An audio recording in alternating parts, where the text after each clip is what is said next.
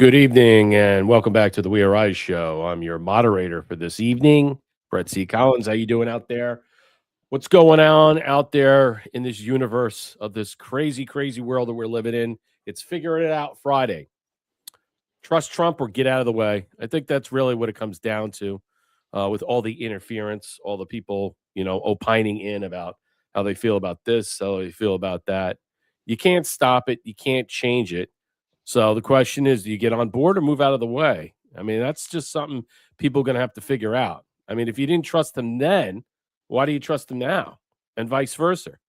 Patel got hacked. How is the FBI director getting hacked? Did you know that he had a bank account in India? He has a bank account in India. He also has a residence in Baroda, India. We'll cover that. Obvious questions about his private life, his business dealings. He went to Cuba, Havana. He likes cigars. Ticking at the gate. I don't think anybody heard about this, but this happened in Tampa at MacDill Air Force Base not even a couple of days ago. There was an IED that was planted there. We're going to cover that tonight. That's some crazy stuff. Let's welcome in my co-host, Marshall Smith. What's up? Same old, man. A lot of crazy stuff. Israel's getting pounded by it right now. Oh, they are? At least that's what it looks like they're getting pounded hard by Iran or whatever. Oh, wow. Yeah. Or who knows? Who knows what it could Who knows? be. Yeah. It's a call-in show. If you want to call in, I dropped the actual StreamYard chat. So let's hear your thoughts. If you want to call in, I'll drop it again. Last time, I think some people said, I tried to call in and I either couldn't get in or I missed the thing. And I'm like, all right, well, I'm dropping it again. So if you're interested and you want to come on, you can. We're on YouTube, so please share and subscribe. We're not monetized over there, so I don't really care what they say. I will say whatever I want, free speech. Hello over here on Rumble. Welcome in everybody on pill.net. What's up, Sausage Launcher? Thea, how you doing? Good evening. Welcome to the show. Thank you for the 1,000 gold pills. Lots of Fraud Friday. Yeah, there's fraud everywhere. I mean, that was a great J.D. Vance thing today. I mean, J.D. Vance was speaking, and he had a lot of people there covering the fraud. I think we're going to get to it. We're all going to break it down. We're going to see and unfurl out. What's up, Wood USA? Thank you for the 217 gold pills. Who else is here? I saw you, Trump won.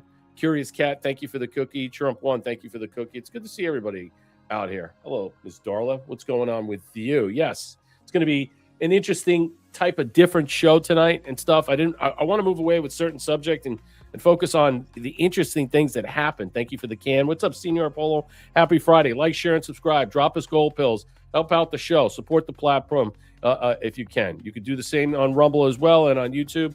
And you can help out Marshall, Ko-Fi.com/SurfDog74.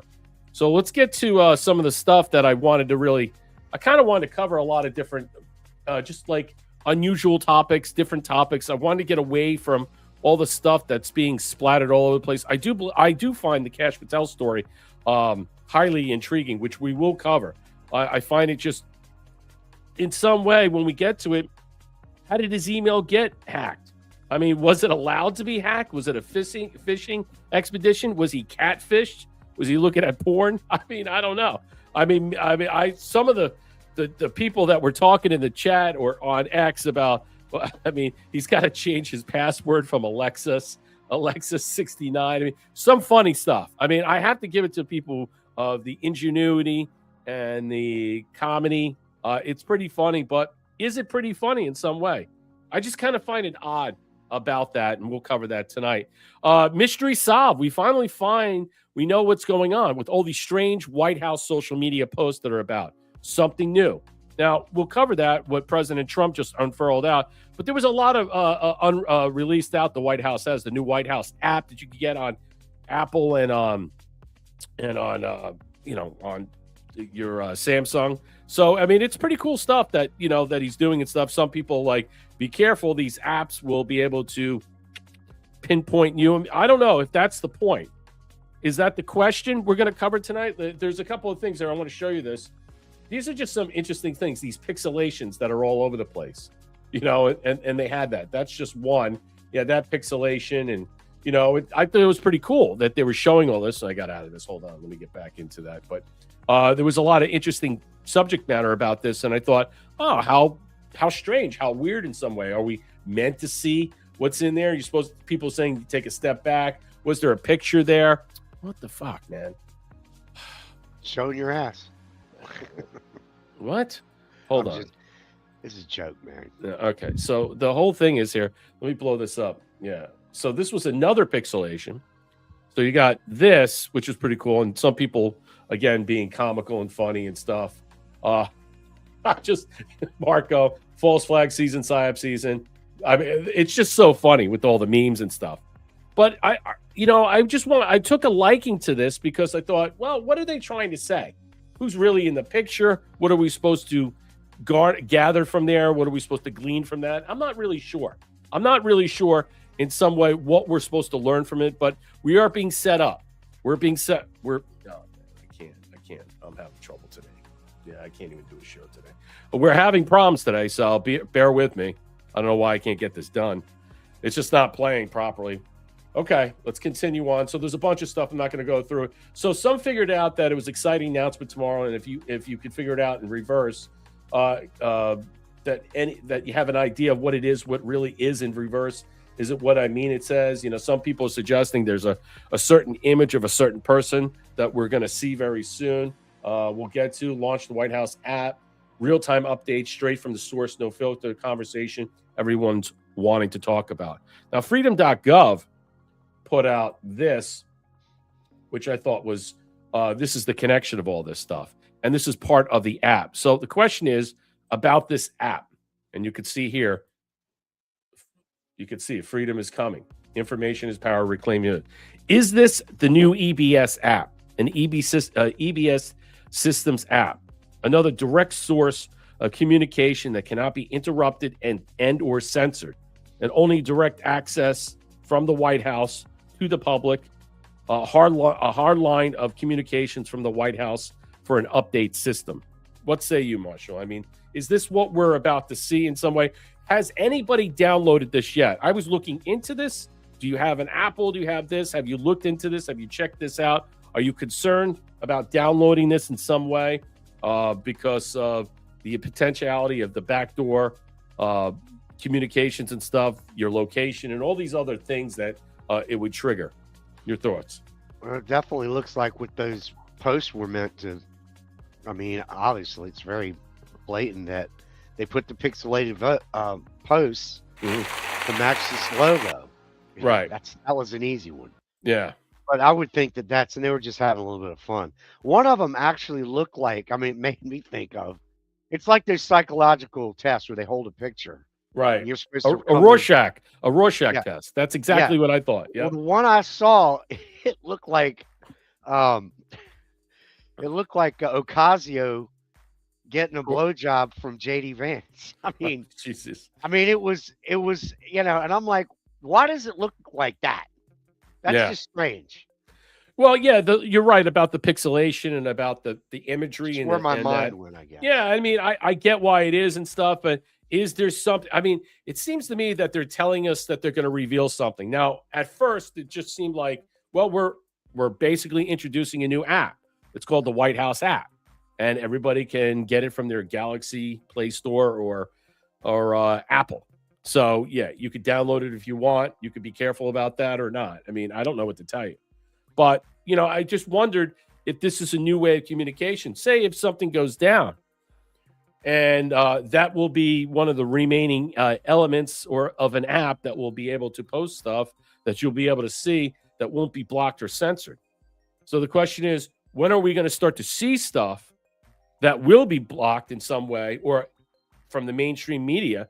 Okay. And they'll be putting this out and people will be sharing this and the media will be like, no, that's fake. So I want to know when that's coming because I can already see that happening right now. I mean, with everything that's out there, because we can't determine what's up or down, what's left or right. I mean, obviously everything is just wag the dog, batshit crazy. And we can't really get a handle or a thumb on where we see things, especially with the war, the fog of war, everything that we're talking about, what do you call it? The art of war, whatever the narrative is, the narrative wars, the narrative shifts. What I'm saying is that will this app provide some subsistence or an education or an enlightenment two things, because President Trump likes to fuck with the media. He likes to fuck with people all the time. And so if this has come out of the White House and they want to put something out there to fuck with the media, this app is intended for it. Your thoughts? Yeah, I'll do this real quick. The dog is looking like she wants to go out. This whole thing with, yes, of course you want to stand with Trump. That's fine. Mhm. I mean, this whole separation thing where people are they're making a big deal. There's a split.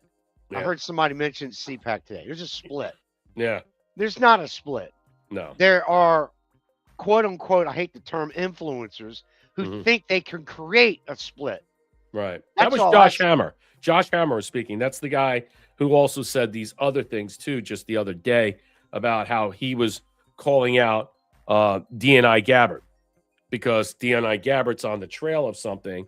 And so they want to make sure they paint her as an anti-Semite before things get ugly and out of like control. And so, well, they want to label her and branch that.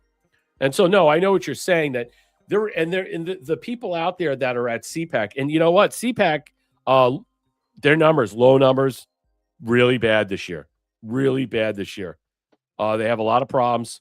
The people on stage are old and tired. They didn't have any new blood. I think also the Epstein thing is hanging around them in a lot of ways, especially with Bannon. So they didn't have a lot of new people that they could elevate. Same old people, Jack Posobiec, what have you, and stuff.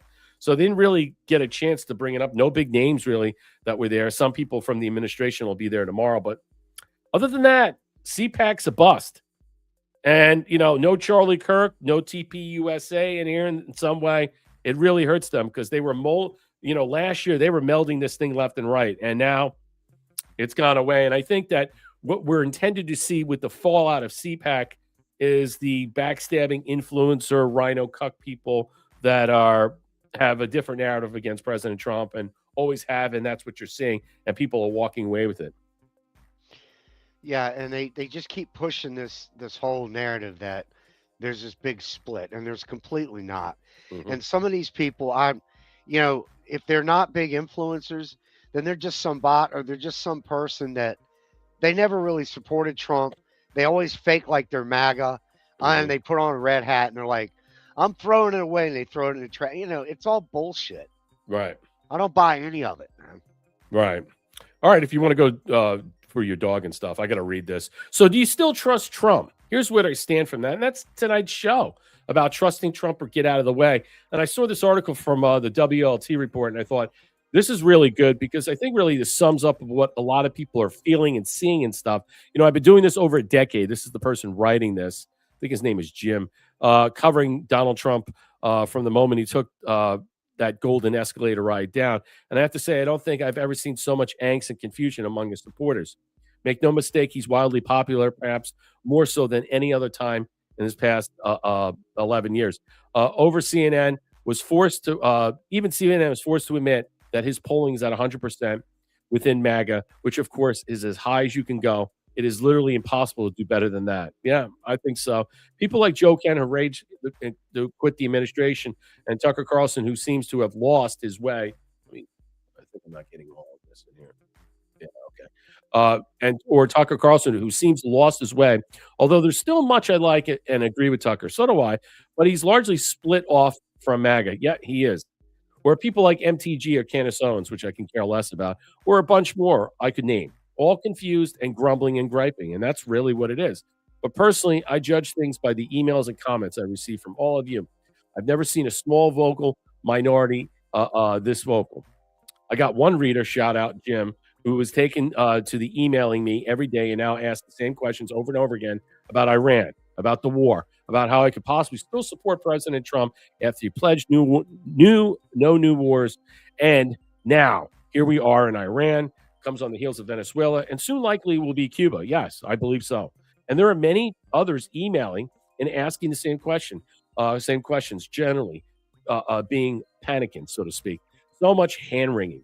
So I wanted to take a moment to address all of it and tell you where I stand, because just as much as there is as much such vocal, confused minority jumping into the panicking camp like lemons, I personally never seen more confident and committed to what President Trump is doing as I am right now. And it's not even close. So allow me to explain why and why I'm not shaken even an inch. To the contrary, I'm so much more confident and so much more excited about President Trump and what he's doing now than any other point in the last 11 years. I can agree with that. I think maybe you can too. I think what it was is that the curveball was the Iran war. I like the Venezuela thing, and I can't wait for Cuba. So when I look at this, it's not that I want war and I want death and destruction and stuff like that. But in order to forge peace, you have to go to war, and especially what's going on in the Middle East. If the peace board is going to be a symbol, okay, or a replacement of the old guard, the United Nations, which it is, you have already 30 nations signed up. And when it replaces the United Nations and the United Nations goes away under President Trump's term, okay, not just that Federal Reserve collapsing. I told you this year, probably this year, most likely this year, you might see your final way out to pay out for the IRS and taxes. Think about property taxes. Think about President Trump, first president in history now to have his signature on new money. First time ever since what, 1780 something or 1861, some ridiculous amount since we were printing money like that.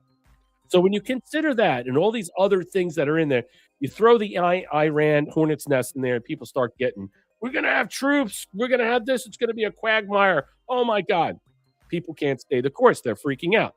So I am so much more confident than I've been ever. First, let's start with the fact President Trump earned my trust and respect back in 2015. It was exciting, and he was saying all the right things. But we didn't know for sure if he would follow through or if he even could follow through, even if he wanted to. Flash forward 11 years, and that question is answered. It is solid. And yes, I agree with that. President Trump has delivered on everything and then some. Was it his fault about TSA and ICE and CPB, that it was underfunded? Everybody forgets that the big, beautiful bill from last year already funded ICE and CPB.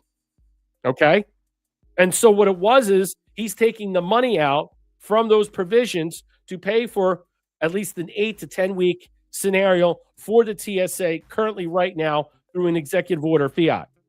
And he could do that because he has enough allocated funds in there to supplement that.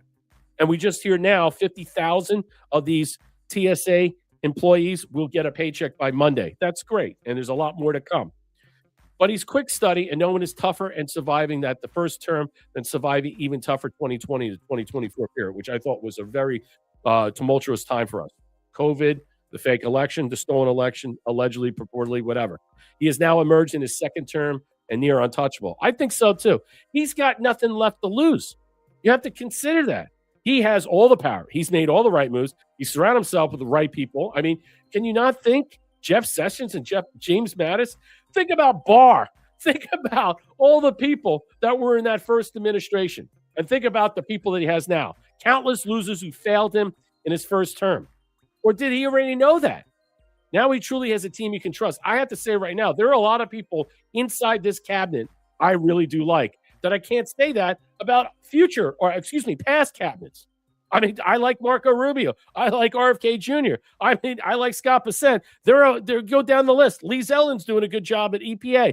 There are many different people that are actually working in this administration in unison and in tandem, and they're great. And there's something to be feeling good about that.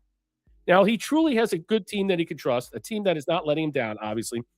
More importantly, he knows who not to trust, and he knows how Washington works. He also knows he has a very limited time in these 4 years, and he's executing on a level we've never dreamed possible. So that's number one. History is a proven track record, the action. Simply put, he has nothing. He has done nothing to betray my trust over 11 years. I don't think he's betrayed my trust. I mean, obviously, he knows stuff we don't know. So who are we to suggest in some way we know better? He's read in. We're not. He's only gotten better and stronger. Number two, I trust his judgments implicitly. This is an easy understanding, a summation to break down. It's like, this is the difference between Biden, Kamala, and President Trump. And if you don't see it now, you'll never see it. That's why these people that are jumping ship, these traitors, mutinous bastards, screw them. They're hypocrites anyway. You see Joe Rogan making comments. You see Dave Smith making comments. All these people making comments, they were never there. They just liked the glorification of everything. It sounded good. It felt good. Because what it was is because the alternative was horrible. It was worse. And they know it, you know it, and I know it. This is all related back to number one. But until he gives me a reason not to trust him, I will continue to trust and believe that he's making the best decision possible based on all the information he has. He has vastly more information than I do, and all you panicans who sit at home in your parents' basement clicking away on your keyboard as if you can, Monday morning quarterback President Trump is a joke. I mean, this is obviously what is taking place. Now, you're allowed to ask questions. You're allowed to opine. You're allowed to critique. You're allowed to have critical thinking, okay?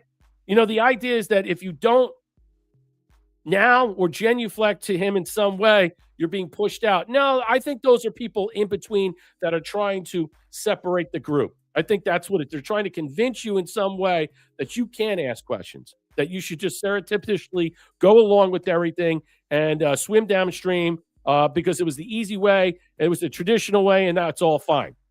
So we're operating on a small fraction of information he has. And quite frankly, as DJT, I like to think I'm on the upper level of intelligence and intuition, or at least maybe the upper half. But I've never seen anyone operate like Donald John Trump. His intelligence is off the charts, but even more than that, his intuition is nearly flawless. I think I'm going to second guess him for my home office is laughable for my home office.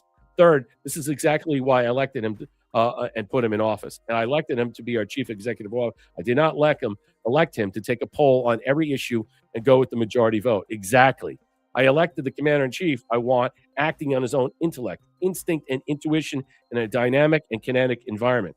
I trust that. I trust him more than anyone else who's been in Washington by a degree that's off the charts. I think everybody can say that we trust him far more than anyone who's ever been in Washington by a degree that is off the charts that you cannot measure. There is no metric to make that assertion.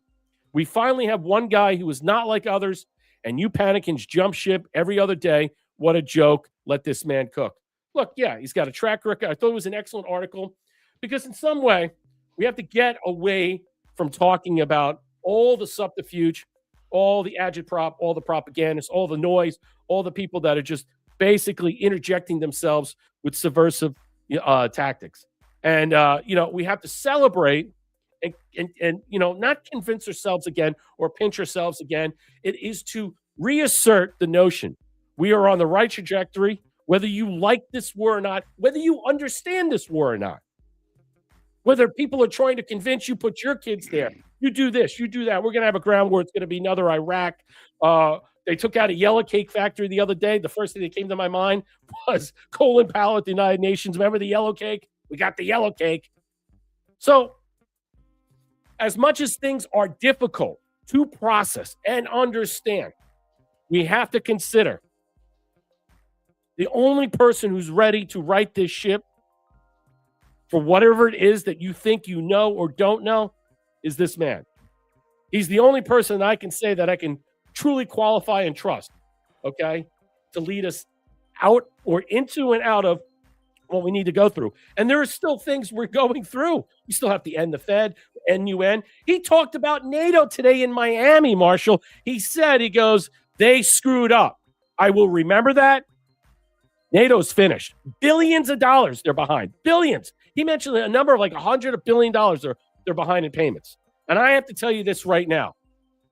The two things I said on this show last year, that NATO would be gone and the Federal Reserve would be gone. You toggle that in with the IRS. And right now, okay, we're going to see maybe 3 out of 3 with the UN, with this peace board. Excellent article. Where you stand on this? Well, I would say it, like I mentioned in the beginning, there might be a possibility that you might be able to add Israel to that list, either in some other form or some other fashion, whether it's complete or, whatever. But it ain't looking good for them now. It could be, carved in some different way. But everything else you said is right on. I mean, there's just, you cannot say that Kamala would have been better. You can't. Well, that's the alternative. I'll get to you, Blue Viking. I see you. So what I'm saying is, look, the article is representing not a theory. It's not posing a theory. It's not suggesting. It's highlighting and illuminating the fact is that the alternative was 3 times worse. And whatever metric you want to measure it on, President Trump is still 100 times better. Just because you don't like certain things doesn't mean it's off track. But I think that's the problem. There are people inside this, or have independents and Democrats, people who pretended to be on board with this movement in some way, to want to, grab the coattails and do whatever they got to do. Okay. And the slightest thing, alteration, they jump ship because they can't handle it. And because something they don't like. And the number one thing, obvious, is Israel and this war in the Middle East, which is not a war in the Middle East. It's Iran. And again, we just don't know anything to really qualify as, let's just say, people that can process this in a way that we see it at the moment. You don't have to like it, but you don't have to sit there and bitch and moan that everything is falling apart, because this is happening, this is happening. Everything is reflexive. Everything will go up, everything will go down, things will change. But the main structures, the institutions, are what's coming down. You want to see the UN gone? I do. You want to see the Federal Reserve do? You bet your ass you do. And this is part of that. Crumbling central banks, the control of the Bank of England, all these other things. And what's the other thing you want to think about? You want to think about what? Why do we have to have a Cold War relic like NATO? Let's welcome in my friend over here, Blue Viking, if he's still here. Blue Viking, you there? Okay. Well, I don't know. I want to mention real quick to what you were while he's go trying to ahead. get on. I don't know where Blue Viking is. But You'll also notice that any of these people that are knocking Trump and saying that they can't handle it anymore, right, and they're going off into the pasture, and these influencers, you'll notice that none of them ever come with a solution. They don't come up with the guy that's going to do the. I know a guy that's going to do the job. You know what I mean? Right. I don't hear that. Right. Okay, so you're just full full of me. No guy. There is no guy. He's building an infrastructure inside his cabinet. Yeah. He's building an infrastructure inside his cabinet. So when his time is done, that he'll be able to. I don't know what happened to Blue Viking. We tried to get you on, man. So if you want to come back in, let me know. So sorry about that. Come on in, Blue Viking. Yeah. So anyway, getting back to that. So yeah, he's setting people up for the next scenario. But I thought this article was good. I wanted to have a feel-good discussion because a lot of people are just so tired. I know I'm tired of talking about the division and the chaos and the infighting because of all the people have their certain parameters that they see this, and a lot of people are really going off track and making certain accusations that are just simply not true. And it's good to get a qualifying opinion to suggest in some way, hey, look, if you look at the alternative, who does Tucker Carlson, Megyn Kelly, or any of these other people think they can have that's better than Donald Trump? I mean, who do they think?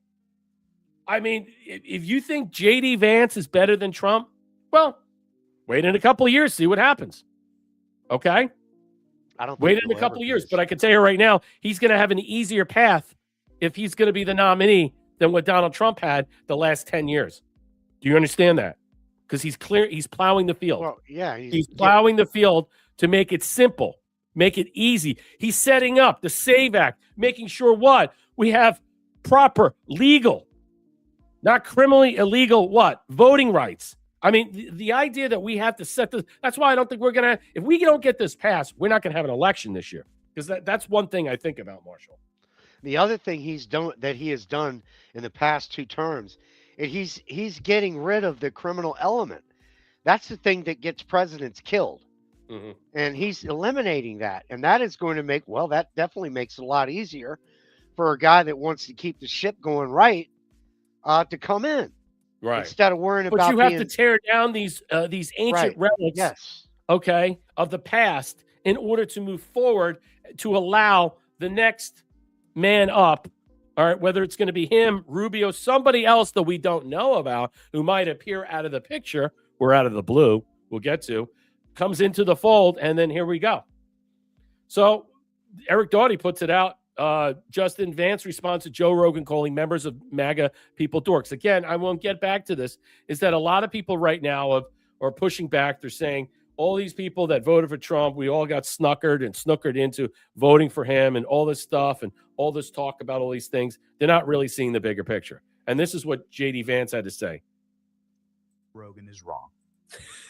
because Joe Rogan yesterday was roasting the Trump administration, saying probably the most offensive thing you could say, which is that Hillary Clinton and Barack Obama are better at deporting people than you. I did not see Joe say this. I'm going to text Joe because that is definitely wrong. So, well, Barack Obama deported 11 million people. Bill Clinton deported like, I think 10, something like that, 8 or 9 or something like that. And, you know, over the course of President Trump's terms, I think it's under 3 million. But why is that? Because no one wants to work with them. They don't want to secure the border. They want to do it. Look what they're doing. They're doing everything they can to tie President Trump's hands, from the TSA to ICE to CPB to the National Guard, you name it.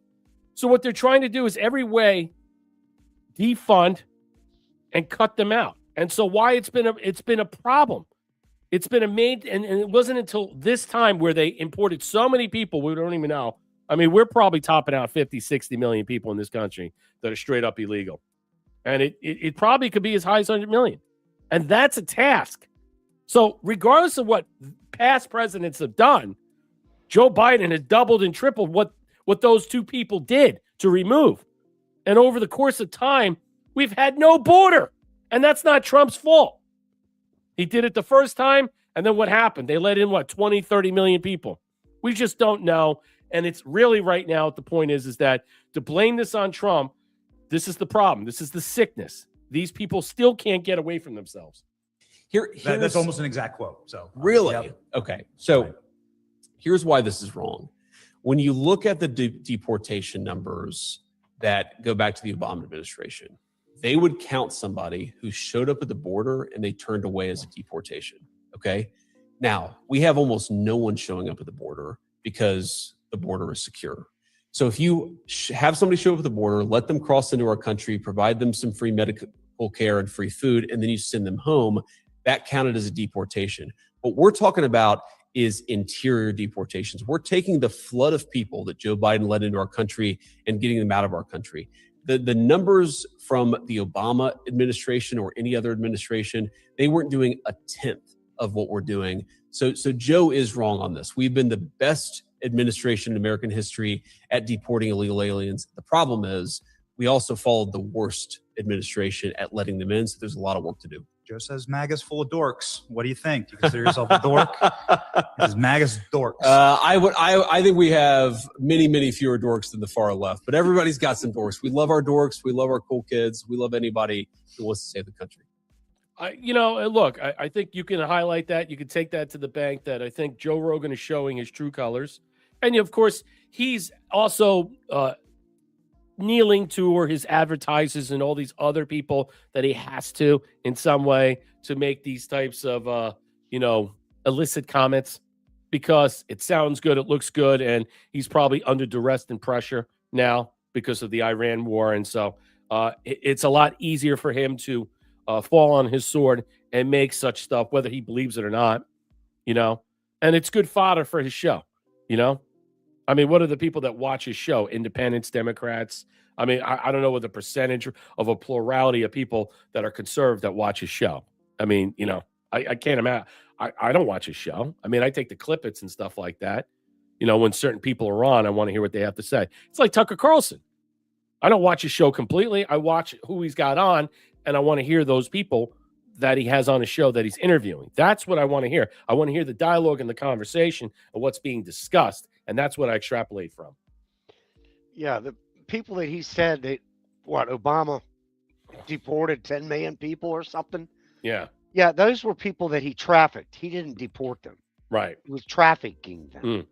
So, if they just change that word, I think you'll probably be pretty It's close funny to that it. a lot of people don't pick that up because the idea is that here's a better terminology, misappropriate. I think that's a better way of saying politically, yes. To politically say it, that to misappropriate 10 million people is easier than saying you deported them. You didn't allocate for them. You don't know where they went. You don't care where they went. Yeah, and you trafficked them. I think that's what J.D. Vance is probably highlighting. You could say that in other areas because this is the first time an administration has, let's just put it this way, have have put the pressure on this in so many ways, mitigating the trafficking scenario globally, not just on our just not on North American continent. I'm talking about globally, intervening over here in Mexico and in Canada, in many different places. So the idea of that, in some way, all these people that came up that we're trying to locate and find that were misappropriated somewhere, they were just purposely, let's just say, snuck away. That doesn't take into context about this. And I think a lot of people miss that point. They miss that mark. And so, yes, this administration is doing something quite different. The endeavor is bigger. People are like, why can't we get 20, 30, 40 million? We should have 1 million a day. Yeah, we should. We should have as many as we can. We don't know how many are happening behind the scenes. We just don't know. They're not telling us. All right. We don't know how many people are self-deporting. We don't know how many people we blocked. But in some way, these things are happening in a different manner. And I think that's what JD Vance is saying. And it's not everything that we're noticing. Let's listen to this. Alex Stein tells us about a recent experience at CPAC and delivers a dark truth about Iran conflict everybody needs to hear. This is an interesting take. Now, CPAC bombed this year, and listen to what he has to say about it. I was very I wanted to hear his commentary because he was there, and the things that he says really just resonates with me. They interviewed me specifically because they know that I'm anti-war, and I asked them because that's basically all they were, cared about when they were covering CPAC. And they actually, I go, I think more young people are against it, and they actually said they talked to a lot of young people that were for it. So yeah, even though we get the impression that it's just boomers, it's a lot of people that are, I guess, too afraid to go against anything Daddy Trump says. Yes. And I love Trump, but they're going to go with whatever Trump says. They don't want to, think for themselves. See, that's the thing. That's the other mark I'm trying to make. Again, I critically think here. I have my problems, what I have with a lot of things. It's not about going for or against it. I think the problem is processing what we're seeing here, what we're doing here, what we're trying to understand. There is a lack of vagueness here that we're understanding. Yes, this is a terrorist state that funds other terrorist groups, Hezbollah, Hamas, Houthis, whatever the fuck they are out of Yemen. But the point is, and funds terrorism all over the place with the what? With the production of oil they make daily. I get it. And it tries to do a lot of other shady things. I get it. But it's not about going against Trump. The problem is in this, let's just say, in world of agitprop, that the attitude that we see that really goes reflexively back and forth by pointing fingers at each other and saying, you're this, you're that, you're the other thing. No one is for war. But just because you're for or against war, all right, sometimes you have to do things that other people don't want to do. Why didn't Bush do it? He hit the wrong country instead of Iraq. He was told to hit Iraq instead of Iran. Same thing. Why didn't Clinton do it? Why didn't any of these countries do this in so many ways? Why didn't so many other people do this? Why did they fail so hard? And then Obama was just shipping the money left and right. Biden was freeing up all their oil money. So that's okay. And so this lands on his doorstep, whether you believe the narrative or not. Something had to be done. And the apple cart had to have been, let's just say, rug pulled in some way in order to change this. Because if you want a peace board, if you want a new UN in the Middle East with 30 countries there and many other things, you have to consider that. I always felt that Israel was going to nuke them. And so Trump did something before that was going to happen. And he basically, I think he saved the Middle East from a nightmare scenario. That is my belief. And if you listen to President Trump's snippets, he makes certain commentary. But what Alex Stein is saying here is that people are scared to go against him. No, what it is that the infighting of people, the MAGA bros, or all the peaky blinder people, all the people that got the blinders on, the blind loyalists that I call them. Okay, if you make something, you can't say anything or critically think outside of that, you're attacked. See, that's the problem we face. And I've outlined this on many times of how many individual groups they try to put you in because you have a different thought. I think he highlighted it well. And it's not about being scared about Trump. It's about what?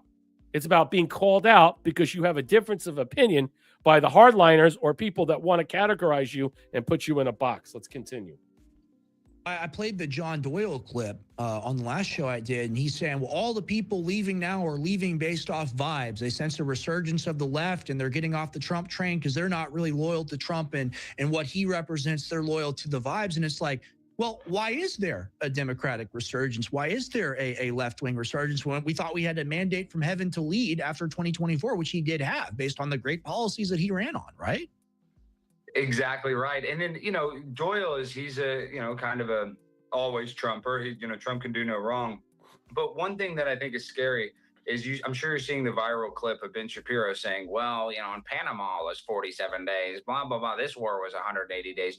Now, Yes. The Israel firsters, they want this war to never end because Benjamin Netanyahu, if this war ends, then they can go prosecute him for his crimes against humanity. So this is a calculated play by the Israel firsters to make sure that America is attacking Iran for as long as possible. And what I thought was really weird is when Trump gave the ultimatum and then, backed off the ultimatum, it was the Israel firsters that were most mad, when in reality, it's their infrastructure that's going to get attacked in retaliation. So these people are sick. They want this to happen. They want there to be as much chaos in the Middle East so that we have to spend, all of our blood and treasure defending a country that really, I don't think cares about us. They just care about themselves. Yeah, no, I 100% agree. And that's the thing. It's like it's in your own self-interest to want your own state to be preserved, right? And neither of these places, Iran's not going away, Israel's not going away. It's ultimately the corrupt interests that need this war to happen so they can perpetuate their power. You touch on that with Netanyahu.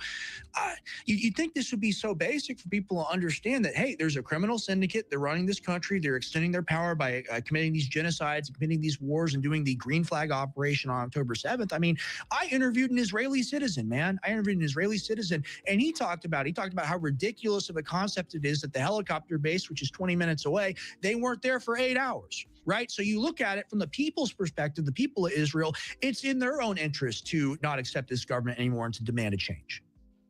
Yeah, and I'm telling. All right, that's enough of that. Marshall, your thoughts about that? I just wanted to highlight one thing that he said that I thought was interesting that I've been pointing out quite a bit. It's not about being scared about Trump or voicing your opinion. It's the fact is that if you do voice your opinion and make critical thoughts about it, you're attacked by many various groups of people out there that I've broken down astutely that I did with Thomas on a Sunday show about a week or two ago. And that I wanted people to understand that's the problem. All right. And so, yes, you're allowed to critically think. You're allowed to ask all these questions. You're allowed to have whatever opinions you want. All right. You don't have to be called a panic in. Okay. I think the reason why people use that narrative in some way, and it is a pejorative, it is. But when they use it, it's because of any slight thing President Trump does that deviates from what you think he's not supposed to deviate from. That's when people start, when he started first bombing Iran, the 12-day war, or whatever it was, and he destroyed the nuclear installations. And then we come back to this and people like, well, what else do we have to do? I think people don't really understand underground bunkers and bases and all these other things that are mixed in there, Marshall. Yeah, and I think really they want to generate some kind of fear. Well, now you got to be afraid to say anything negative about Trump. Right. That's what they want in your mind. Well, that's what they're telling everybody out there. And that's what liberals do. Liberals Right. do that shit. Tell you that you should be afraid of Trump because he's gonna take your family and kill them. Yeah. Okay, they're killing people. The ICE, they're going and kill. Yeah, it's just so over the top. It's ridiculous. No, I know. I mean, I understand that the fog of war from Iraq, the yellow cake, all this stuff, what we were put into, the 9/11 lie, all the false flag propaganda that was just, meshed together to get us into those two everlasting wars. This is not the same thing. And I know it's tough, and I'm not selling you the war. Okay. All I know is that right now, what we're seeing and what we're trying to understand about what's taking place is something. It's not the same. It's not what you think it is. Yeah, it's about the missiles and all this other stuff in underground bases and bunkers and all these other mysterious things that are going on there. But I think that in some way, a lot of people are not seeing the bigger picture. They're not really truly understanding it as it's happening now. And I'll leave it at that. Audrey W9UHH over here on YouTube. War with Iran. Gas prices skyrocketing. Nothing is cheaper. Stock market is tanking. The U.S. lost 92,000 jobs in February. Unemployment up. Farm bankruptcies up 46%. Welcome to the golden age. Okay. Well, I mean, that's the way you feel. All right. I'm not gonna argue. What's that? 4 weeks. Welcome to go. Yeah, right. I mean, so that the attitude of that perspective is why people get called a panicking. They freak out in some way. All right. And they're just like, oh my God, I can't right this ship. All right. It's not President Trump's fault. Okay. That gas prices are high. Okay. Do you understand that? He didn't raise the gas prices. The oil and gas speculators, Wall Street, the hedge funders, they did this. All right. You know, when President Trump said, yeah, we're the war's ending, it's winding down, what happened? The market goes up and the speculation of the oil drops massively. So he's tongue in cheek, so to speak, about controlling the markets. All right. So when people want to continue to push these narratives up, that's the problem. The fallout happens. I get it. I understand things are expensive. Things this. When's it going to get better and stuff? You know, it's not his fault. He's doing what he can right now. But what you're not seeing is the institutions of a dying, let's just say, broken system for over 100 years is crumbling right before your eyes. And it doesn't happen overnight. It doesn't. So, I'm not going to celebrate war, but there's a reason why we're there. And I think people are not really fully, let's just say, processing it the way I'm explaining it. So President Trump was in Miami today, and he says Cuba's next. Now, here's my point about Cuba, and we'll get to it. Military, I said you'll never have to use it, but sometimes you have to use it. And Cuba's next, by the way, but pretend I didn't say that, please. Pretend I didn't say that. Please, media, please disregard that statement. Thank you very much. Yeah, it's not going to be anything near what Iran is. I mean, it's going to be, I would say most likely, it's going to be an easy takeover or something that's going to pass along that will work in unison, and the people at top will stand down as we move forward and overtake, because it's going to be a humanitarian thing.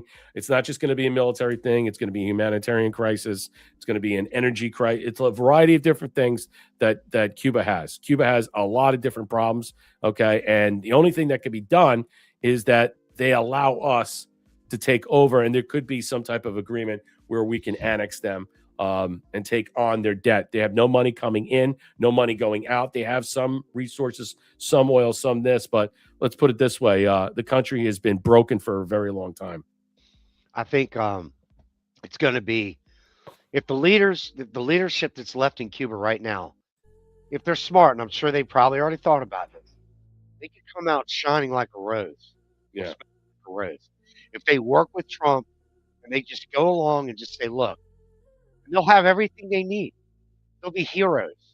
They'll be, I don't know if that could happen. I mean, I guess it's kind of a fantasy thing, but who knows? I mean, money and things and good things that happen to people can change people. So, they would have to, I think they would have to turn over their country, because in order for them to do this, they'd have to, first of all, step down and be allowed to flee, because you're not going to want to stay in that country, considering that these people will come and kill you. I mean, and we don't know what's on there. You have to think about it. It's the island of Dr. Moreau. You know what I'm saying? It's Zombie Island. So it's not like, think about the Mario boat lift when they released all the prisoners out of jail. You don't want that crumbling down, breaking down just 90 miles away, and we have massive boats just somehow coming to the shores of Miami and the Keys. You don't want that. And I think that's what we're preempting in some way. That's also foreboding the idea of Cuba falls, which it could fall on its own accord, okay, not needing us. They're going to need a life raft from us.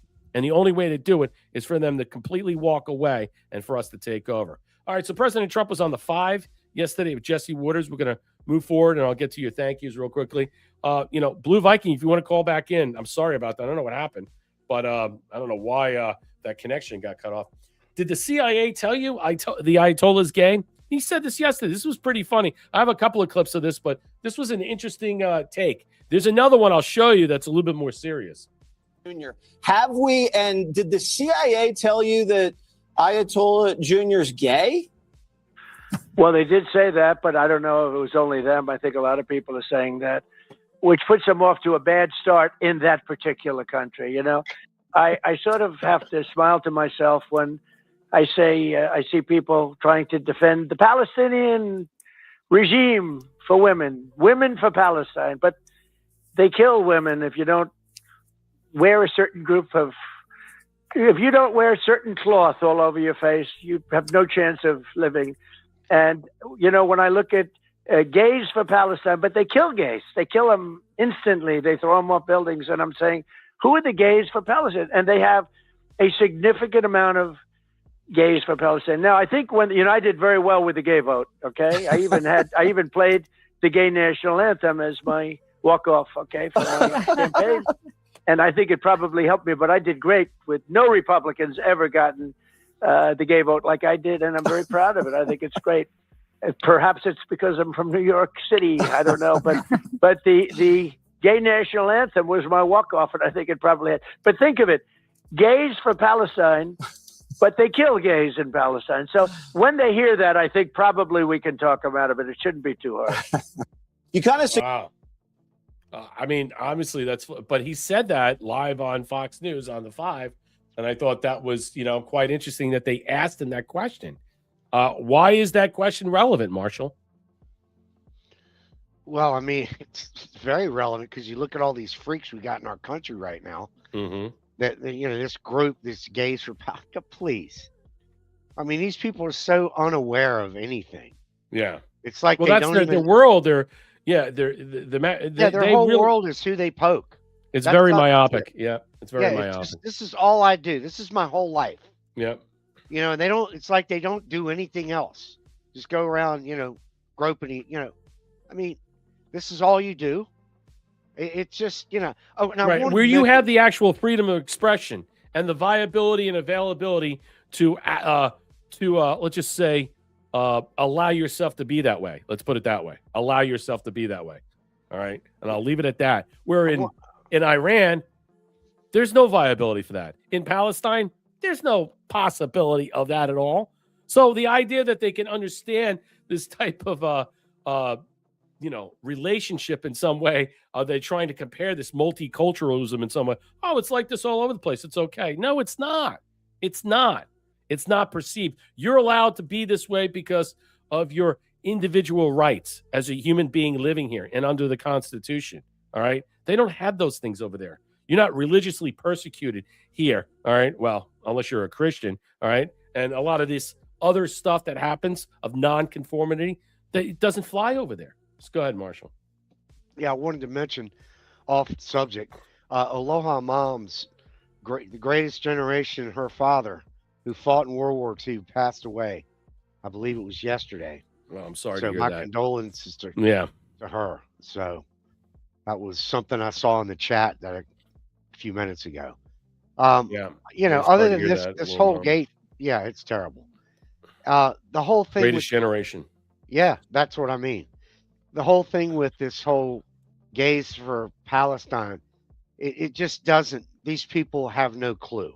Right. And obviously, they just live in their own little bubble, like you mentioned. Right. They don't go outside of it. They don't look at. They don't see that, they're bitching and moaning anywhere about all these other things that we Christians say or what have you and stuff. You don't even have an ounce of problems that these people have in all these other third world countries. You don't get it. I think Nacion said, where was the bitching with Biden's gas prices? Yeah, good point. And the fake unemployment numbers and 10% monthly inflation. Excellent point. Absolutely. No one was bitching when gas prices, things hit the wall in 2022. Everybody forgets that. They're short-term memories. Things went really off the rocker, really bad. And so automatically people they're freaking out. We're going to get the $5 gas. Okay. Yeah. So what? And then what? It drops in a month, $2, and we're back to $3. I mean, the yo-yo effect that's happening, I think you got to be patient. I understand that there are plenty of people out there putting narratives out there to convince you that it's over and we've been lied to and all this other wonderful things. But I assure you that's not the case. If you understand, you either trust Trump or get out of the way. Just move out of the way then. Okay. If you're not going to be a part of what? All right. If you don't want to hear the good, to explore what's out there, to see what's happening. I mean, I'm not going to sit there and say I don't disagree with the fact is I see rising prices here because of the temporary interruption. That's not because of Trump's fault. It shows you the control that they have. And when you remove this power that they have, okay, and allow what's going to, you see Trump said in Miami, the Strait of Trump. How about that one? You know what he's saying? We're going to take that over. We're going to control that. And we're going to control the pricing and the speculation and the oil and gas. And we're going to get a fee. And we're going to get a fee from that. That's what's coming, ladies and gentlemen. You want that? Yeah, I want that. So you never have any more problems ever again. So oil drops to what? $1, $1.50, 99 cents. That's what I want. And then people will be what? Coming to us to buy our oil. That's the other thing you got to consider. We don't need their oil. This is not about their oil. All right. They're using their oil to fund terrorism. That's number one. They're using their oil to hijack the global energy scenarios around the world. They're using the Strait of Hormuz as a blackmail operation. Pay me and I'll let you go free. You understand? That can't fly. All right, moving on. Some good, interesting things here. It's another thing I saw, not OpQ. So Trump asked about the Love Story show. So I'm going to show you this. I guess there's a JFK movie out, a documentary. I haven't seen it. I don't know where it's at. I think it's on, what is it, on Prime? I don't know where it's at. Anyway, someone was mentioning this. So if you go through here, March 26, 2026, Fox News 5, POTUS called, and he was asked about JFK and Carolyn Bessette. So apparently he talked about John Jr. and Carolyn Bessette on the 5. So let's listen to this. I thought this was pretty interesting. Love Story, which is the story of JFK Jr. and Carolyn Bessette. And I'm curious, Did you know JFK Jr. and do you have any nostalgia for the 90s? So a little bit, but actually I love the 80s a little more than the 90s. The 90s I was fighting hard. 80s were great. Sort of a depression, countrywide depression. And depressions aren't great when you're in the real estate business, but I did great in it. I did well. I always made money. I made money in good times and bad times, but it was it was a sort of a nasty time economically a lot of the nights. But I actually knew him and liked him, and he liked me, believe it or not. He actually put me on the cover of his magazine, George. And I got to be friendly with him, and he would go down to Mar-a-Lago with me and with Carolyn. It was a tragic thing. Look, he was going to sell that magazine, which was, a little bit of an anchor. It didn't work out too well. It was okay, but it was fine. Today, magazines are not doing too well, but in those days, they'd be all right. It was all right, but it wasn't great and wasn't good for him. His mother he wanted to be a Broadway actor more than any other thing. He wanted to be a Broadway. I knew him very well, actually. He liked me. Can you believe it? He liked me. And I liked him. Let me tell you, he's a very handsome guy. He was a handsome guy. You don't get better looking. And he was going to run for politics. He was going to run for the Senate. He told me, and nobody would have beaten him. And he probably would have ended up being president because he had a lot of good things. He was sort of a great guy. I knew them both pretty well. I knew him much better. They would go down to Mar-a-Lago together, and they had a very interesting relationship. They would bicker. I want to be nice. They would bicker together. They would, in other words, have little fights, and then they'd make up and start kissing wildly. So it was one of those relationships, and you never know how those relationships are going to turn out. Frankly, I've seen them go on for years, and I've seen them go on for about 2 days before they broke up. But they would bicker like few people I've ever seen. But the bottom line is, and every woman loved him. He was a truly good-looking guy that was a nice guy, and I think he would have been the senator easily. I mean, easily. And he's going to run for the Senate in New York. And I think he would have gone on perhaps to be the president. Okay. So, I mean, I thought that was interesting. I mean, there's a lot of I think people are trying to assign a lot of Q posts and proofs and all these other things. We were about to see something. G. Westbury says to Aloha Mom, prayers, love, hearts to you for your loss. Yeah, similar over here. I was wondering about that love story. Why now do they do the show now? Well, that's the thing. I don't understand. I mean, Trusty Turnip, I haven't seen it, so I mean, I don't know if she's like, don't watch it. It's not worth it, blah, blah, blah. It's a little over the top. Okay. I don't know. So here's the part. It says a lot of people are covering I did not die. This is the last scene of this series. So this is, I guess it's giving it away. It says he did not die. So I don't know what to make of it, but people are chiming in on this and utilizing this as a Q proof to suggest one way or another that they faked his death and they're still alive and the great reveal of them is coming. Okay. I don't know what to believe about that. I'm not going to sit here and say I know that one way or another. I don't know what to make of it. I know people utilize those proofs and all these other things to suggest that way in one way, but let's play this. There it is. I did not die. Who is a total douchebag? Trusty Turnip? Who is a total douchebag? I'm a total douchebag. What do you say? No, I haven't been called that. So I don't know what your thoughts about this. I mean, I haven't seen the show. The series Trusty Turnip said it's on Hulu. It's not worth watching. I don't know. I don't know what to make of it. So anybody, what's your suggestions about this? What's your thoughts about this? I mean, like I said, I don't know.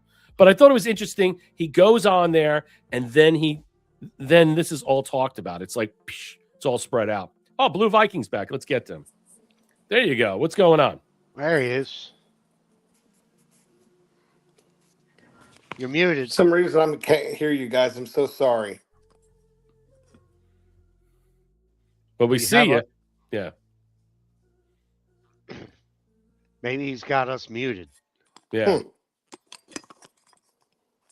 Having trouble hearing you. Because we can hear you. Let me step out and I'll come right back in. I'm sorry. Okay. All right. No problem.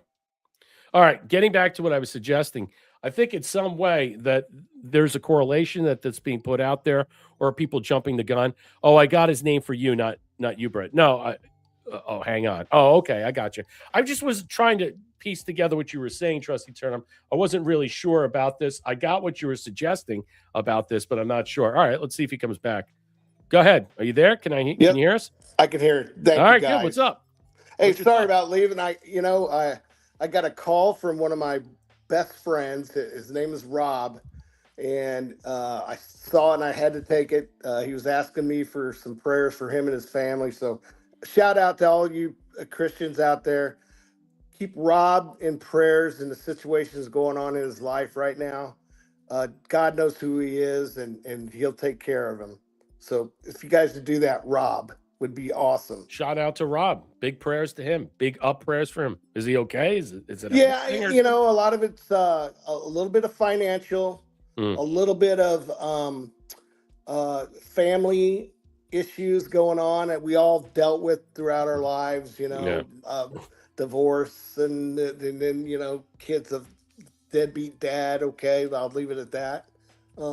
But it can wear on you, especially nowadays with all the fake news and everything else going out. Right. So what's your thoughts, you guys? I saw the JFK stuff, and again, I've seen a lot of it lately, and I don't know if that's for a reason or whatever, but I don't know if you saw this article the other day, and it's fake like everything else is. Apparently, he was drinking before he was on the plane, going out and cocky yelling at some other pilots that said, "Hey, you better not go out there." Have you heard that story? Who's this? JFK Jr. I haven't heard that story. I don't know much about. Like I said, I don't know. I'll be honest with you. I don't know much about his story about his plane and a lot of that stuff.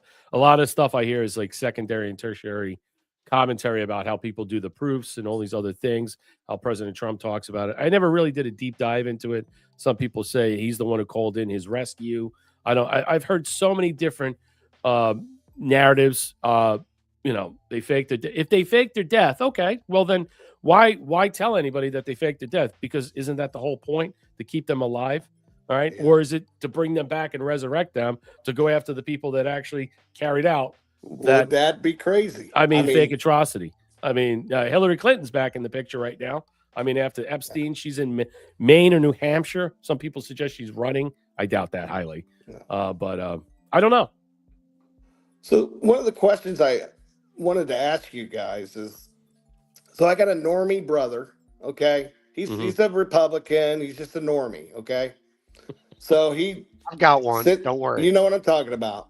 So he sends me a text this morning, because he knows everything we ever talk about, I always share with him, okay? And he thinks I'm crazy, but that's okay. He believes in a lot of stuff. But he's like freaking out. What is Trump doing? He's going to send 10,000 troops into Iran. My stock market is going crazy. I'm losing my butt. What in the heck's going on? And I'm like, oh man, that's a loaded question, right? Yeah. So I'll tell you what I told him, and then I want you guys to tell me what you guys think. First of all, I'm still under the effect that Trump said he was not going to start any new wars. Okay. And so I'm going to believe that till I see it with my own two eyes. So I haven't seen it with my own two eyes. Do I hear about the conflicts and do I see this other? Yes, absolutely. But I'm on the faith of that he is not going to do it. It's rhetoric. It's for a reason. They're doing other stuff, and the stock market, it does what it does. It's going to come back later on, whatever it is, when we get the new digital system. I that's all I said, and I said I don't know if I was right in saying that, or if you guys think I'm crazy, or what would you have? You just say to him, look, technically, is this really a new war? We've been fighting them since 79. How many people have they killed? When you consider how many people in tow they killed, okay, not just through the 80s and 90s, the Iraq war, the Afghanistan war, a lot of different other scenarios. Consider that and just say, it's not like, he sent some missiles over to France, okay, or Great Britain. Yeah, this is not. So realistically, it's not a new war. It's a war we've been fighting behind the scenes. Hell, we've been fighting a lot of wars behind the scenes. How many missiles have been shot over to Somalia, to Syria, to all these other places that we're fighting that no one seems to care about? No one makes a comment about that. Oh, he's shooting missiles over here. There's missiles going on. Same thing that was happening. Obama did that.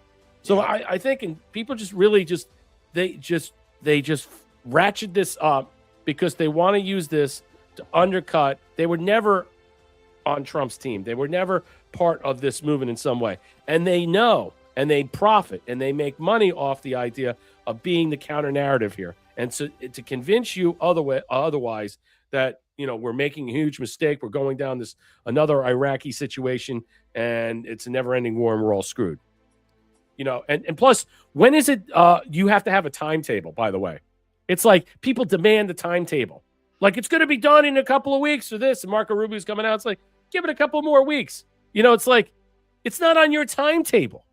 People like, I thought it was supposed to be done today at lunch at noon. You know what I'm saying? People just like, I think they really don't have a worldly view about seeing things in a manner because they had their blinders on. And a lot of people always had a hidden agenda to begin with. But like NPC normie people and stuff are so easily convinced because there's so much minutia out there. Marshall, your thoughts about it? Yeah, you know what? I'm going to add to his take, which is really the thing is, you tell your brother this. These wars, these forever wars that Trump has mentioned during his campaign are still going on. They were still going on when he was running for president, yada, yada, yada. Okay? He promised what? To end no new wars. To end the forever wars. Yep. Or the no new wars and all that. Okay? So what is he doing? He's doing just that. These other people before him, whoever, Clinton, any of them, all they've done is continued on, which makes the grift and the graft continue on. That's all it's ever been. It's all only ever been about, not just only, but mainly about money, control, and power. And they want to keep that going. And Trump is ending that. And that's what I think even my brother, they don't see that. They don't look, they don't look at it further out. They don't understand who's really behind this. Who is this shadow group behind Iran? G. Westbury puts it perfectly. It's CIA since 79. Yep. I would say it's CIA since the Shah fell in 52, 53. So consider, it's been a long-standing thing. Who is the shadow puppet government that's been financed over a period of time that Obama gave money, pallets of cash. We freed up, Biden regime freed up all the oil and gas that was blocked, a lot of stuff from Russia. So the question is, who is this rogue agent? Who is this rogue group of people that are operating in this manner? Obviously, they got sophisticated stuff. Look, this war is going to hurt who? Not us, Israel. It's going to hurt the partners in the Middle East, which you could see. It's going to hurt the EU. Yeah, it's going to hurt the EU. I mean, well, it already hurt. It broke NATO. So there's a lot of positives out of this in some way. Yes, we've had 13 soldiers that were killed. So that's not a positive, and I can argue that. But this is not 300,000 people that are dead. The other thing I will suggest is that if you understand what we're looking at and going after, if you just get past Iran, it's not about Iran and the people of Iran and whatever this is. This is taking down when that central bank fell. And the people that were behind it, whether it's the Bank of London's or the central bankers per se, the CIA, this global cabal of syndicate that was working behind to prop them up with the same people that were working to prop up Venezuela, okay, that working to prop up Cuba, okay, that's all failed. That's working to prop up certain areas in Latin America that has all come crumbling down. We're gonna hit that Colombian president too. They're gonna snatch and grab him as well. So I have a feeling right now, it's just I think that. It's not that we're not being told enough about this. It's having to explain the parameters of this and what it means. It's bigger than just bombs and missiles and nukes and yellow cake and all those wonderful agitprop scenarios that are coming back since the Iraq Gulf War. It's just hilarious. But I think ultimately is what? It's not about just decapitating them. It's evicting these people that sat on a very powerful throne that made $300 million a day, if not more, from the oil. And then they were able to cause havoc and chaos throughout the Middle East and other places, and then use that money to fund and start other wars. So, yes, it's bigger than what we can understand, bigger than we can see what it is. And I think also what I've said initially when this started, it kills two birds with one stone. What do I mean by that? It also takes out Israel. I couldn't agree more. Well, and again, I love my brother, and he is a right thinking type of guy for the most part. But again, stop watching Fox News is what I tell him every freaking time I talk. There's not really much you can watch these days. I'll be honest with you. I mean, even X. I mean, they're good. I mean, the problem is that you really have to sit through a lot of stuff. I personally, believe it or not, using Yandex, other search browsers to find your news, look at the headlines. Was awesome. Dude, I have 300 different media places I search. 300. Think about that I go on a day. So when I do a show, I'm looking at 300 different sources of information that I'm putting together to see that I want to put out there that's not out there per se. Some's out there, some is not, and then put it together and throw it out there and then put a whole discussion together. That's a lot of stuff that you're trimming the fat. Because you can pull anything from the basic news like citizen websites and WLT. They're easy stuff, Slay News and stuff. But when you go to 300 different other sites that are not known to qualify and quantify what you want to discuss and talk about, you'll find there's a lot more information that's out there being discussed that you don't know about. The media won't cover it because they've been censored. And so I think it's an important thing. How about, did you see this? Vance reportedly knocked around the prime minister in a difficult phone call for overselling the chances of Iran regime. This was pretty big. Mark Levin was coming out today.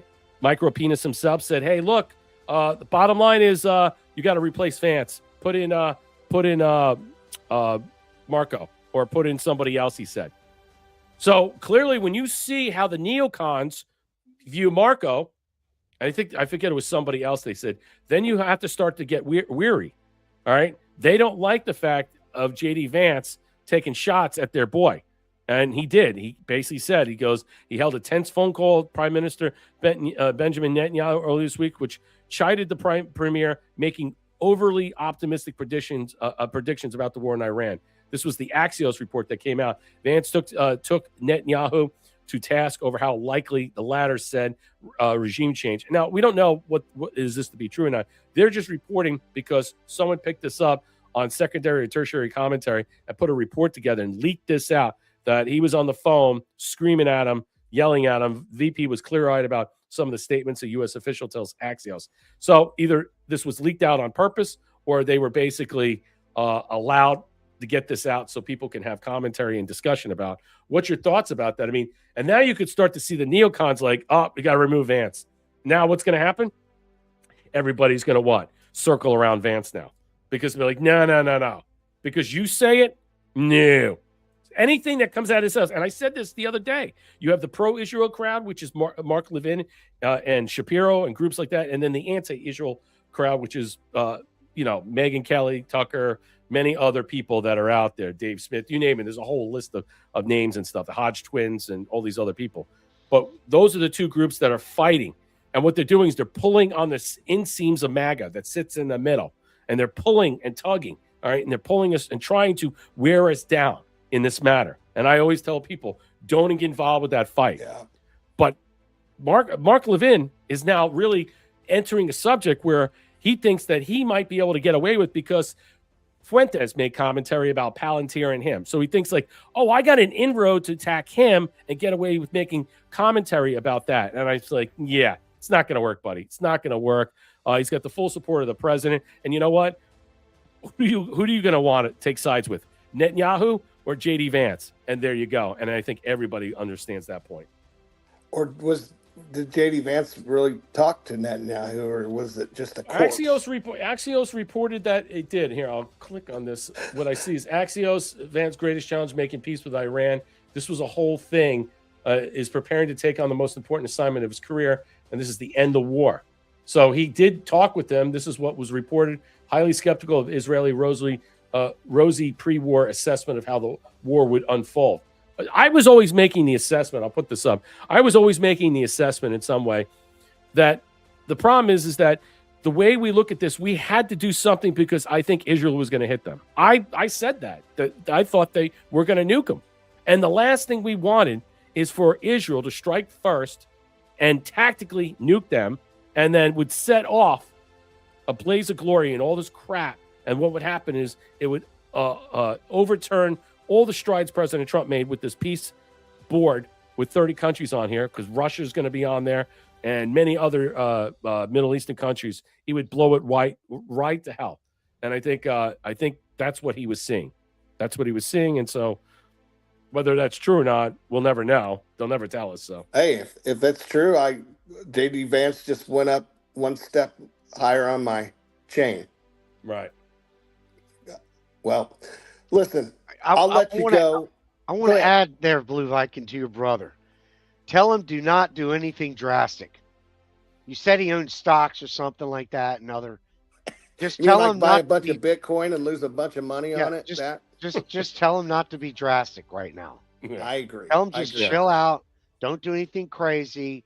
Let this shit roll over. You can see all the money that's being made on the speculation. I told him, let's talk again after Easter, and let's see where we sit. Maybe we'll have April 6th. Get back to wait till something happens on April 6th. We'll see what happens in April 6th. Have a little Chianti, you know what I mean? Yeah. Guys, I love you guys, man. I'll leave you one thing. Tomorrow I'm going to my first Republican Senate delegation meeting tomorrow. I'm looking to be a delegate for the Republican Party here in Texas. Good for you. Texas? Good for you. Do it. Yeah, so I'll be rooting out some rhinos tomorrow. Absolutely. Okay? Go. And don't let them dog you out. Don't let them. No. Not going to happen, Marshall. Yeah. I'm in to win. I'm in to make them. There you go. That's why I'm there. So it's going to be exciting. It starts at 9 o'clock in the morning, goes to about 1. over in Mansfield, Texas. Good group of people here in this area, Christian guys. This is the kind of people I want to be in with, and then we go and we change this party into what it's supposed to be here in Texas. So let's see what happens. I just retired, so I've got some extra time. This is what I'm going to do starting tomorrow. Good luck. Rock on, brother. Hope it works. Appreciate good you luck. guys. Yeah, that's going to be awesome. You should do that. People should. I was thinking about if I moved to another county, I might run against the stripper from Israel. So I shouldn't say anything, but I'll let you go. You take care. I love you guys. All Take right. care. All right. Well, that was Blue Viking. That was really good. Good to see him. Yeah, we had some problems. Looking but you good, man. He's all Yeah. sharp and everything. Yeah, he just retired. Congratulations. You know, you can come into the chat, you too. I'll drop it again. All right, let me say some thanks out here. Thank you, Theo, for the shades, the cookie, Darla, gift of the can. Normies need to turn off their TV. That a huge part of their problem. Yeah, absolutely. You need to read more. You need to get out there and read. There's so much stuff that you could find on Yandex and all these other places. And the information there, you know how much stuff I spend perusing and purveying all this media, all this stuff. It's insane. Thea, thank you for 369 gold pills. Absolute. A boneless chicken. What's up? Thank you for the can and the phone. Thank you so much. Thea, thank you for the 300 gold pills. Darla L, gift of the can. Good evening, gentlemen. Yeah, Senor Polo. Thank you for the cookie. Happy Friday. Let it rip. Yes, thank you all so much for supporting the platform. Like, share, and subscribe. Drop us a gold pill like they did. You know, help us out over here in the Rumble chat. And if you want to help Marshall out, ko-fi.com/surftalk74. I'm sorry, you interrupted me. What was that? Sorry. Senior Polo said you got to do a strip off with what's her name? That's a strip off. Yeah. That's Break funny. out the pole. Yeah. Pole dancing. Oh my God. I don't think so. I don't think Brett looks good in lace. Yeah, I can guarantee I don't. Yeah. That's funny. Yeah, G. Westberg, Israel is Iran. That's a good point. They're both the same, pretty much the same type of institution that has been, let's just say, puppeteered out in some way. They're the players. Yeah, and from two sides of the coins, it's what I call the red and black ants. That you put them in a jar and shake them up, and they fight each other. That's what they are. That's actually excellent point. And Good then overview. they count the shekels at the end. Yeah, her name is not Anna Paulina Luna. It's Mayhofer, by the way, and she's Jewish. She's not Mexican. She's Mexican Jewish, like Scheinbox. Okay, Claudia Scheinbox. I guess they're growing them over there. How interesting. All right, let's get to some more fascinating stuff that it's out there tonight. So Vance comes out swinging. He's been speaking a lot of stuff. Vance confirms Ilhan Omar definitely committed immigration fraud. Uh-oh. Talk about Ilhan Omar and Tim Walz. Exactly. And obviously, Ilhan Omar, the president of the White House, have been out saying she married her brother, that there is immigration fraud going on here. These are deportable. Remember, he's in charge of the Fraud Bureau. He's the guy leading this whole thing about fraud. So, I mean, he's coming out saying this. So she's going to be deported. You have another Democrat that was defrauding taxpayers. She's going to be kicked out. She's found culpable and liable. So you got another one. You got this one, this cretin. Naturalization offenses. Can you give us an update on that? Yeah, so we actually think that Ilhan Omar definitely committed immigration fraud against the United States of America. And I talked to Stephen Miller about this actually recently. We're trying to look at what the remedies are. That's the thing that we're trying to figure out is what are the legal remedies now that we know that she's committed immigration fraud? How do you go after her? How do you investigate her? How do you actually do the thing? How do you build the case necessary to get some justice for the American people? There's a related issue, Benny, which is she has been at the center of a lot of the worst fraudsters in the Somalian community. So do I know that Ilhan Omar was aware that the Quality Leering Center was defrauding the American people?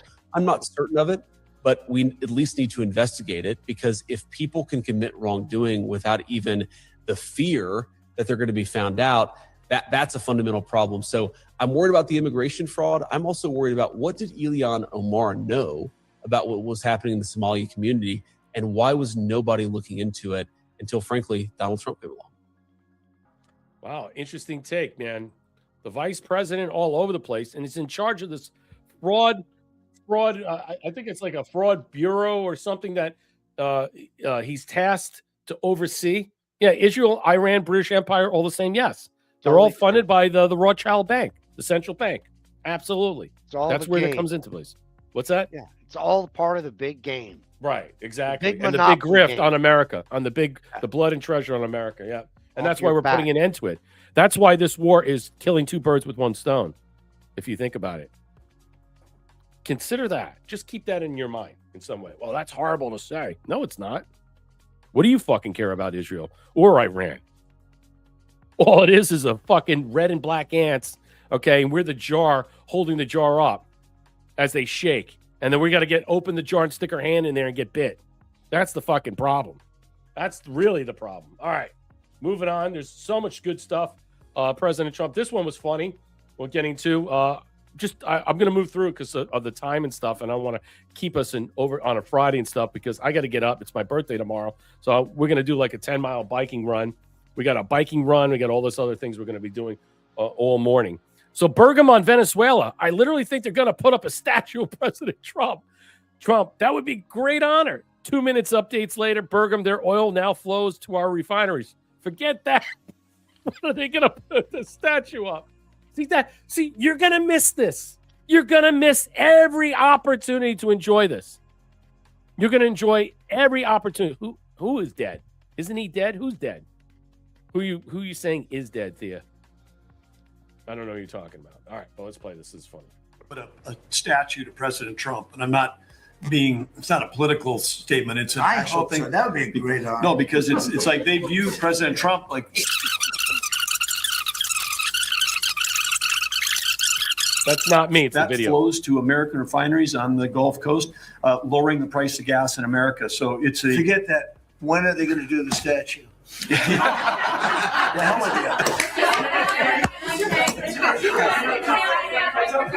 Love the way he does this to the media. He does this to the media. Dude, he's fucking with them. This whole thing, that's why I'm saying not everything that you're seeing,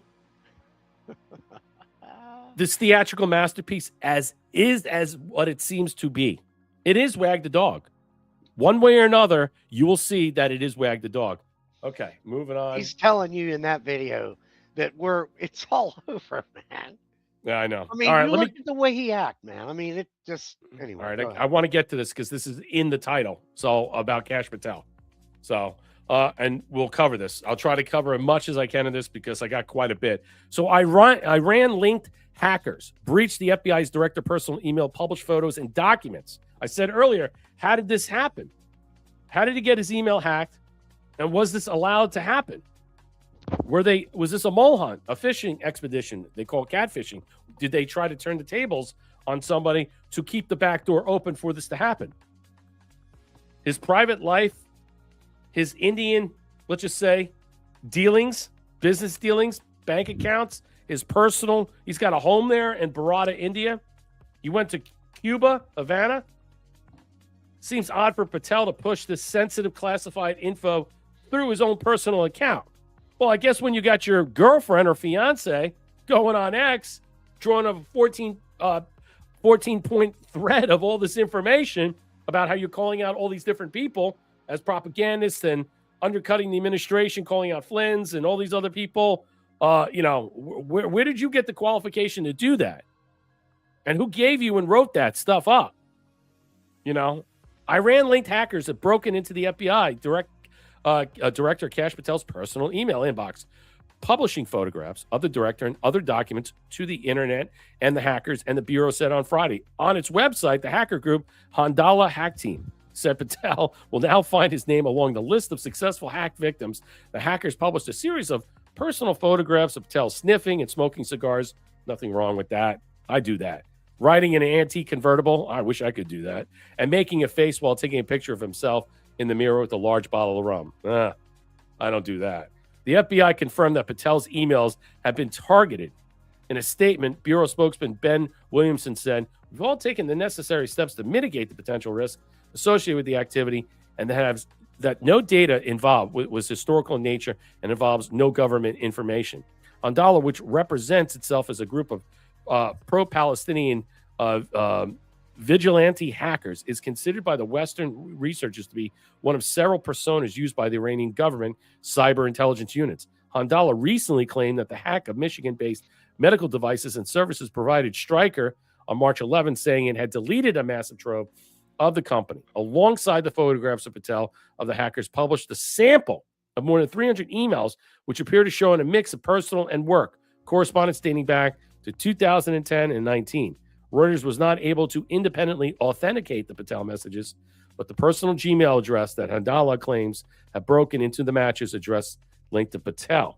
So make them feel vulnerable. Iran leaked hackers who initially kept the low profile after the United States and Israel launched coordinated attacks in the Islamic Republic last month have increasingly boasted their cyber operations as conflict drags on. In addition to hack against Stryker, Handala on Thursday claimed to hack published the personal data of dozens of defense company of Lockheed Martin employees. Wow. Stationed in the Middle East. In a statement, Lockheed Martin said it was aware of the reports and had policies and procedures in place to mitigate cyber threats to our business. Gil Messing, chief of staff at Israeli cybersecurity company Checkpoint, said the hack and leak operation against Patel was part of Iran's strategy to embarrass U.S. officials and make them feel vulnerable. The Iranians are firing whatever they have. It's not unusual for foreign hackers to target senior officials' personal emails, and breaches and leaks both happen periodically. Hackers famously broke into Hillary Clinton's campaign, Chairman John Podesta's personal email account ahead of the 2016 election and published much of that data to WikiLeaks site. Remember that? In 2015, teenage hackers broke into the CIA director John Brennan's personal AO account and leaked that data. He's in deep trouble. He's going to be indicted very soon. And U.S. intelligence officials, you might see the first CIA director, first FBI director, and the first president, Barack Obama, all being indicted simultaneously for the Russia collusion hoax. Relatively unsophisticated breaches of this nature are in line with the U.S. intelligence assessment reviewed by Reuters on March 2nd. All right, move on. The Iran-linked hackers may have also have other emails in reserve. Last year, another group operating under the pseudonym Robert told Reuters it was considering closing 100 gigabytes of data from White House Chief of Staff Susie Wiles and other figures close to Donald Trump. Wow. Your thoughts about this, Marshall? I got more, but this is a big thing. This is a big thing. Now, the question is, when we get to the next subject, you'll see there's more and more data that's coming out about Kash Patel in some way, and people are really starting to raise an eyebrow about Kash Patel, not about the hack. So the question is, are they saying he's incompetent, all these other things? Well, if his personal email was attacked and there's no information on there that would, that is classified or, whatever, SCIF classified, sensitive, compartmentalized, what have you, and it wouldn't be on his email. You hopefully it wouldn't be. But what's the problem here? Is it just you're going to find out nuances about his life in some way, and that it's releasing to undercut him, have the Democrats use to embarrass him in some way? Is it really his fault? I mean, who's the cybersecurity crack team that's supposed to make sure that they encrypt his stuff at a higher level? Or was this done on purpose to cripple the agency to show the discrepancies and deficiencies in CISA and many of these other cyber, let's just say, groups that work inside our United States government? Well, they're either trying to disqualify him or discredit him in some way. That's usually what they do. I mean, that's been the status quo for the people on the outside. On the other hand, is he being exposed to something? I don't know. Yeah. I think we have to let this kind of play a little bit more. Yeah. Before we can really get any, because it seems to me that this is starting off to be kind of like some created thing to kind of gin up some, miscontent. Malcontent, malinformation. I mean, you could see the disinfo written all over this. And that's what I'm wondering, how much are you going to take it? So FBI Director Kash Patel got hacked in his personal email inbox. Photographs and more now are out there everywhere. This is the same government that surveils your every move and claims it for protection, yet they can't even protect themselves. Just great. See, that is what's interesting. Patel has had his personal accounts leaked by the Iranian hacking group Handala. They posted these different photos of him, as well as his resume and emails. They just posted this online. Today, once again, the world witnessed the collapse of America's so-called security legends. While the FBI proudly seized our domains and immediately announced a $10 million reward for the heads of the Handala hack members, we decided to respond to this ridiculous show in a way that will be remembered forever. Kash Patel, the current head of the FBI, who once saw his name displayed with pride on the agency's headquarters, will now find his name among the list of successfully hacked victims. The so-called impenetrable systems of the FBI were brought to their knees within hours by our team. All personal and confidential information of Kash Patel, including emails, conversations, documents, and even classified files, is now available for public download. This is the security that the US government boasts about. This is the cyber giant that thinks threats and bribes can silence the voice of the resistance. To the whole world, we declare the FBI is just a name, and behind this name, there is no real security. If your director can be compromised this easily, what do you expect from your lower level employees? Keep in mind, a while back, they also hacked the phone of the former Prime Minister of Israel, Ehud Barak. This is him in Jeffrey Epstein's Manhattan apartment. We'll be going through all of the emails. You kind of have to extract them. Follow me if you want to find. This is just coming out. FBI wine. Sit with your foot up by the toilet. I mean, what sick deviant with the twist? Toilet seat up? Yeah, and his foot there, gross. You know what I'm saying? Nasty, man. I mean, what in the hell? And he's like smiling, and it's hacked. I don't know. I got more. Very odd. I mean, I got more of these photos and stuff. I'm gonna show it, but it's just look how young you look too. I mean, I don't know. I mean, is this to undercut him, to attack him, to use this in some way? Was this random? I don't know. I'm not sure if it was. I mean, I don't know. I really don't know. There's something else here we're not seeing. Look at these pictures. He was in Cuba, in Havana. And think about what's going on with Havana very soon. U.S. on the verge of doing the regime change in Cuba and our enemies. What the fuck is our FBI director doing there? And these pictures go back to like 2001.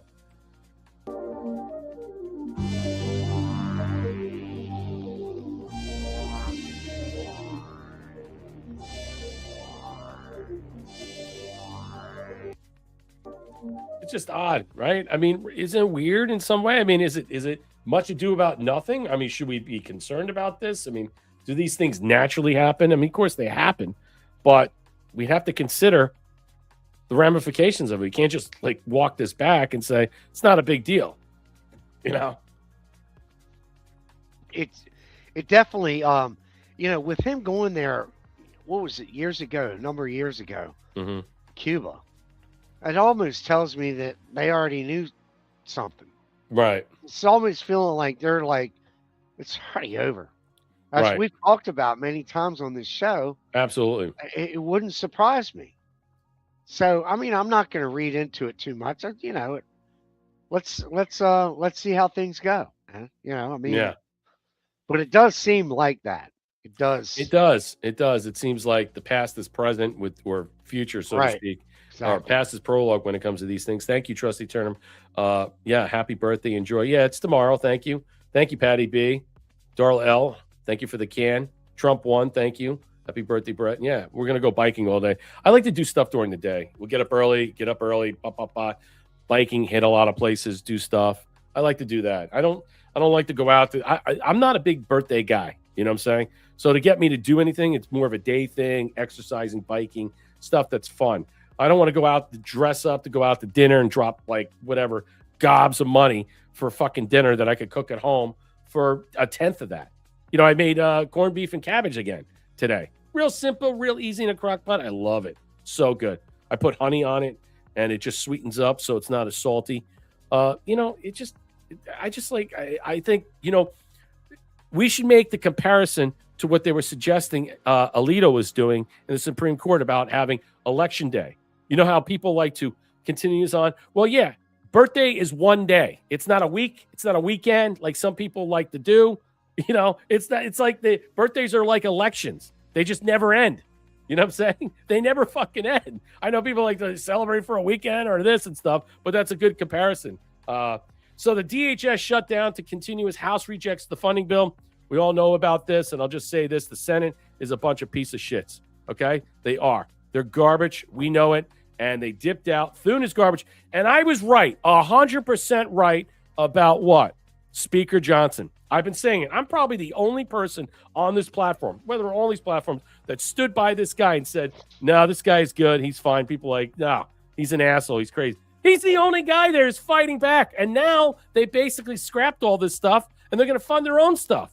So the idea, the rules of the House dictate crafting and passing this new bill will take more than a day at least, meaning Congress will likely need to remain in Washington over the weekend. House leadership signaled they might hold a rule vote as early Friday afternoon, leading to Saturday, which I'll get to. Whatever comes of this, they'll have to go to the Senate before it can be sent back to the president's desk. Yeah, when they return in 2 weeks, next weekend, whenever they feel like coming back. Look, the Senate is clearly the bastion of the uniparty base. Do you understand that? Both groups of people inside the Senate work in tandem not to pass these bills, slow walk these bills, slow walk personal President Trump's agenda. Save American Act. There's so much money coming in on both sides to not make it happen. And now you hear Speaker Johnson saying, we might even have a new bill. We're part of the Save America Act, and all this other funding is going to go in our bill. And so when you get it, you can stick it up your ass, and it comes back to them. Oh, this is going to get beautiful. And I like how Johnson came out. Let's go a couple of things right here. This is today. I saw this. This is fighting Chip Roy. Chip Roy's leaving, he's running for AG in Texas, so for Paxton's position. But he comes out swinging here. I'm not a big Chip Roy guy, but he goes berserk on Democrats. This is conducted in the middle of the night by voice vote. This was passed at around By voice in the middle of the night. by voice. You control the Senate. Anyone You could have control the dissented. agenda in the Senate. And the person who's holding Mr. up McGovern, people is the Speaker of the House. McGovern. 5 Democrats refused to actually do the job for the American people. Yeah, and Americans are dying because you guys refuse to secure the country. So stop the McGovern, bullshit. You do not have the floor.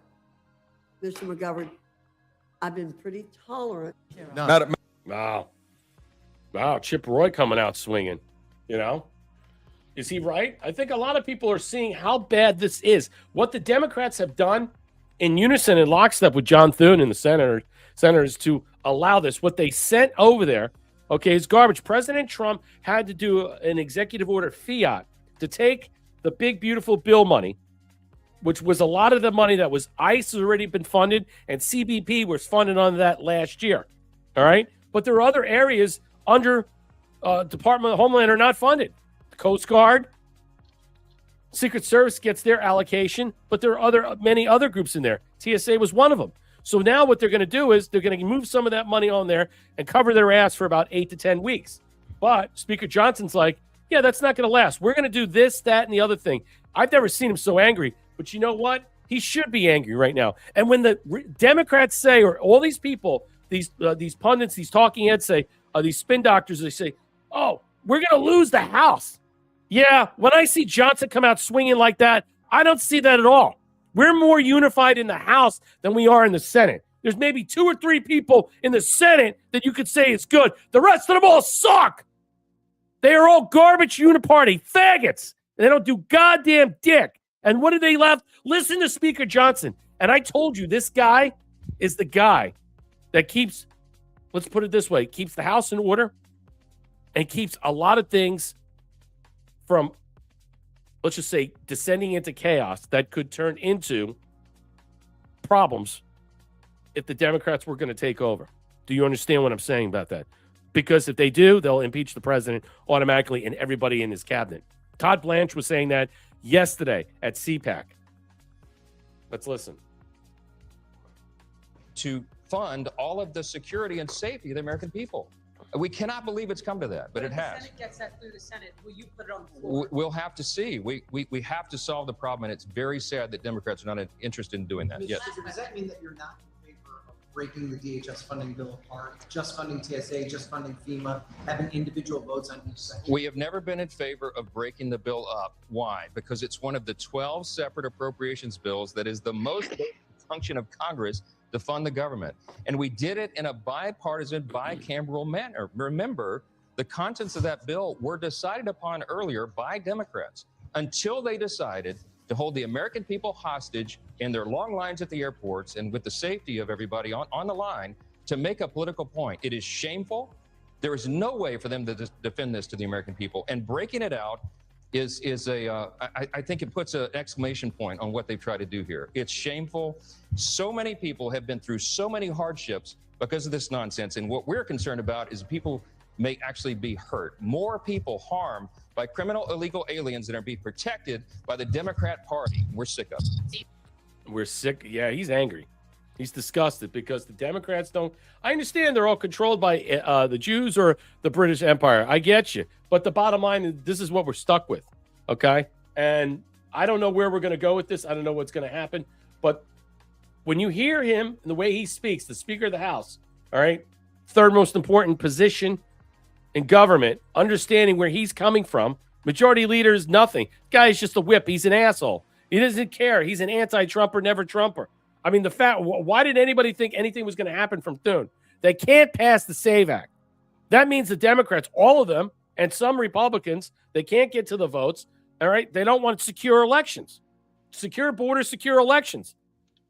Here we go. Holy smoke. Speaker Johnson just told the Senate to screw off, and he's not passing the DHS funding bill. Listen to this. Republicans are not going to be a party to this. They have taken hostage the funding processes of government so that they can impose their radical agenda on the American people, and we can't have any part of it. This gambit that was done last night is a joke. I'm quite convinced that it can't be that every Senate Republican read the language of this bill, and I'm going to just read you one excerpt of it because it's pretty alarming, and it says everything that you need to know in Section 4. This is on page 2 of the bill. This is an actual copy of the bill. That excerpt.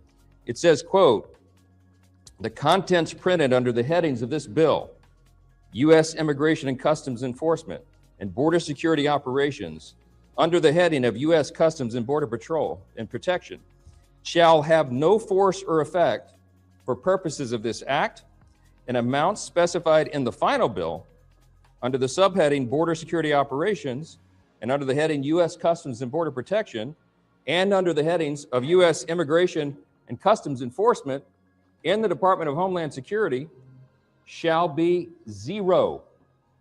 We're not doing that.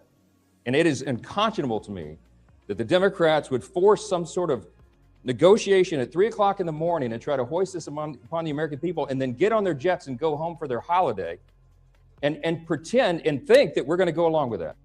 It's not going to happen.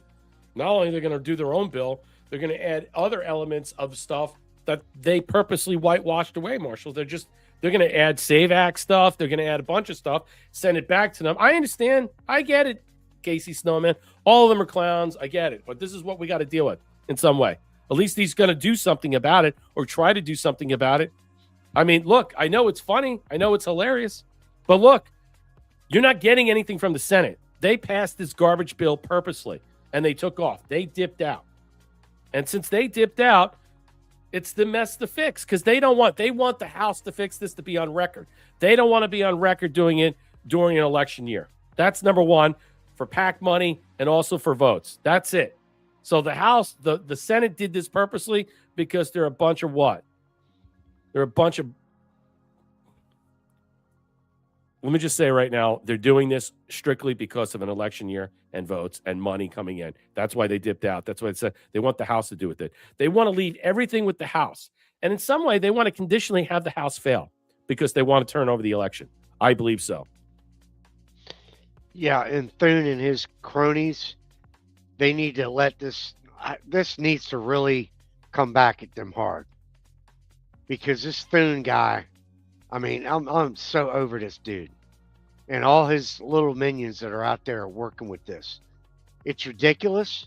And look, it's got to come back to him. It's got to come back to him. Mm-hmm. That's all I can say to it. You know? No, I know. I exactly. I mean, they're trying to set this up to fail. Okay. And I think the House is going to have to pass something good. They have to be on the record to do it and get this to the Senate. They'll be able to swallow the Senate to the president. That's the only way that's going to work because they don't want to vote on the SAVE Act. They're going to have a certain partition of the SAVE Act in order for that bill to pass. And that's why they're going to put that in there and saying, you have to sign off on it. And if you don't sign off on it, well, then there you go. And President Trump said, unless you give me the SAVE Act, I'm not signing off on any of this stuff. Casey Snowman, gift of the shades. Happy birthday to you.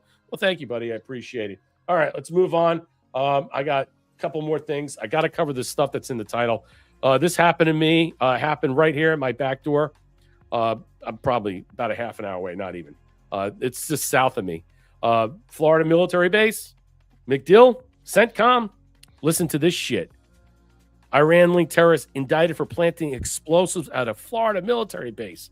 Federal prosecutors indicted a brother and sister in connection with suspected explosive device discovered right here at MacDill Air Force Base in Tampa. Critical U.S. military installation tied to the ongoing operations in the Middle East. The charges stem from a March 16th incident. I mean, dude, it's 10 days ago. Triggered a major security response at the Tampa area base, which houses the headquarters of the U.S. Central Command, Special Operators Command. Suspect in China, sister arrested in Florida.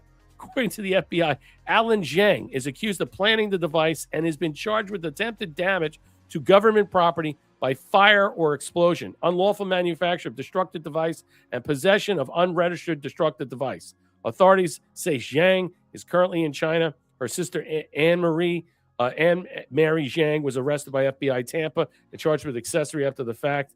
Court documents allege she attempted to conceal evidence by hiding or damaging a 2010 Mercedes-Benz to prevent it from being used in legal proceedings. Wow. FBI vows aggressive pursuit. FBI Director Kash Patel said the indictments reflect coordinated efforts across multiple levels of law enforcement. Today's indictments are results of tremendous investigative work from our FBI teams and great coordination from our state and local federal partners.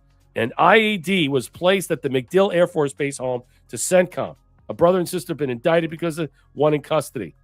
No one who targets our service members and military will ever get away with it. Wow. The incident triggered major security response. The case began when a suspicious package was discovered outside the visitor center, prompting traffic shutdowns and a heavy law enforcement presence. Near the base main entrance, authorities have not publicly disclosed the exact composition of the device, but the charges indicate the investigators believe it contained explosive components and was intended to damage government property. Wow. What say you out there? What say you out there? That's some crazy shit. Well, it's not surprising at all. Yeah. You know, I mean, is this really real? Is this really propped up? Who knows? But they're putting it out there, and it's I would say that we're going to see more of this. There's no doubt. Well, this just happened like 10, 12 days ago. So, I mean, it's not like it's propped up. I went to go look and see how much is this real, and I've seen 5 or 6 major news outlets cover this. So it is real. It did happen. It wasn't quietly, let's just say, leaked out in some way or reported as a way Slay News has covered. I found a couple articles that was much more subdued in discussing this. And of course, it wasn't on the mainstream media. So no, they're not going to. Which I thought was odd. Why wasn't it that? I mean, you think this would be covered, but again, you don't want to. Yeah, that would lead me to believe that it was more real than it wasn't. Exactly. Because they don't want you to know this stuff. Mm-hmm. And who are they operating for? Well, we can all figure that one out. Oh, absolutely. I agree. Thank you, Thea. Yes, happy birthday, Brett. Thank you so much. Let's see, border invasion, also saw Chinese nationals. James over here on YouTube. Brett, MJ just posted some things about JFK Jr. with RFK touching his eyes if he's coming back soon. Yeah, I mean, I've seen those pictures. Yeah, MJ Truth. Yeah, he's been out there a lot. A lot of people suggested it. They're all those guys that do all the Q stuff, the Q decoder stuff. They're all those guys that a lot of them all automatically. I'm not saying it's not true at all. I mean, I don't have any knowledge to say one way or another, but there is something there to suggest why are we getting these updates? Are we being led astray here in some way? I don't know. There are a lot of people I know that don't believe it, but look, who's to say that people don't fake their deaths all the time? My question is, if you did fake your deaths for a reason, then why do you want to come out and have a revealing party? Unless that means that the people that tried to kill you, they're already dead. Okay? So that's the only thing I can think of, or there's another intended purpose for you to come out of hiding and tell your story, which will be probably just amazing. Forget about all the Q stuff. I mean, like I said, I'm not an expert in all that stuff, and how it is and stuff and how that lines up and whatever it is. But the story itself, if it's real, if it's not imaginable, but just something that you can wrap your head around, be quite amazing indeed in some way. And this person's been, let's just say, where's Waldo, hidden in the crowd, so to speak, at a lot of different events, as a lot of people are suggesting out there. All right, a couple other things and we'll get through. This was another thing. This is for Florida peeps, and I'm disgusted when I see this because I don't know why people think that, these big followers or these people think they got, big heads. I don't know what they think. Florida investigating after YouTubers mag dump on an alligator in the Everglades are clicked. I think people don't realize that alligators are protected species. Okay? Where are the environmentalists? Where are people freaking out here about this? The Sun Sentinel had an article about it. They went off on this. Many different. I just found this one. A viral video showing online streamer Brandon Eric Peters, known as Clavicle, allegedly firing multiple rounds at an alligator in the Florida Everglades. The Everglades is a protected habitat, and there are laws there. You can't just shoot wildlife and stuff. No, people do carry guns and weapons there for protection, but they're sitting there for sport.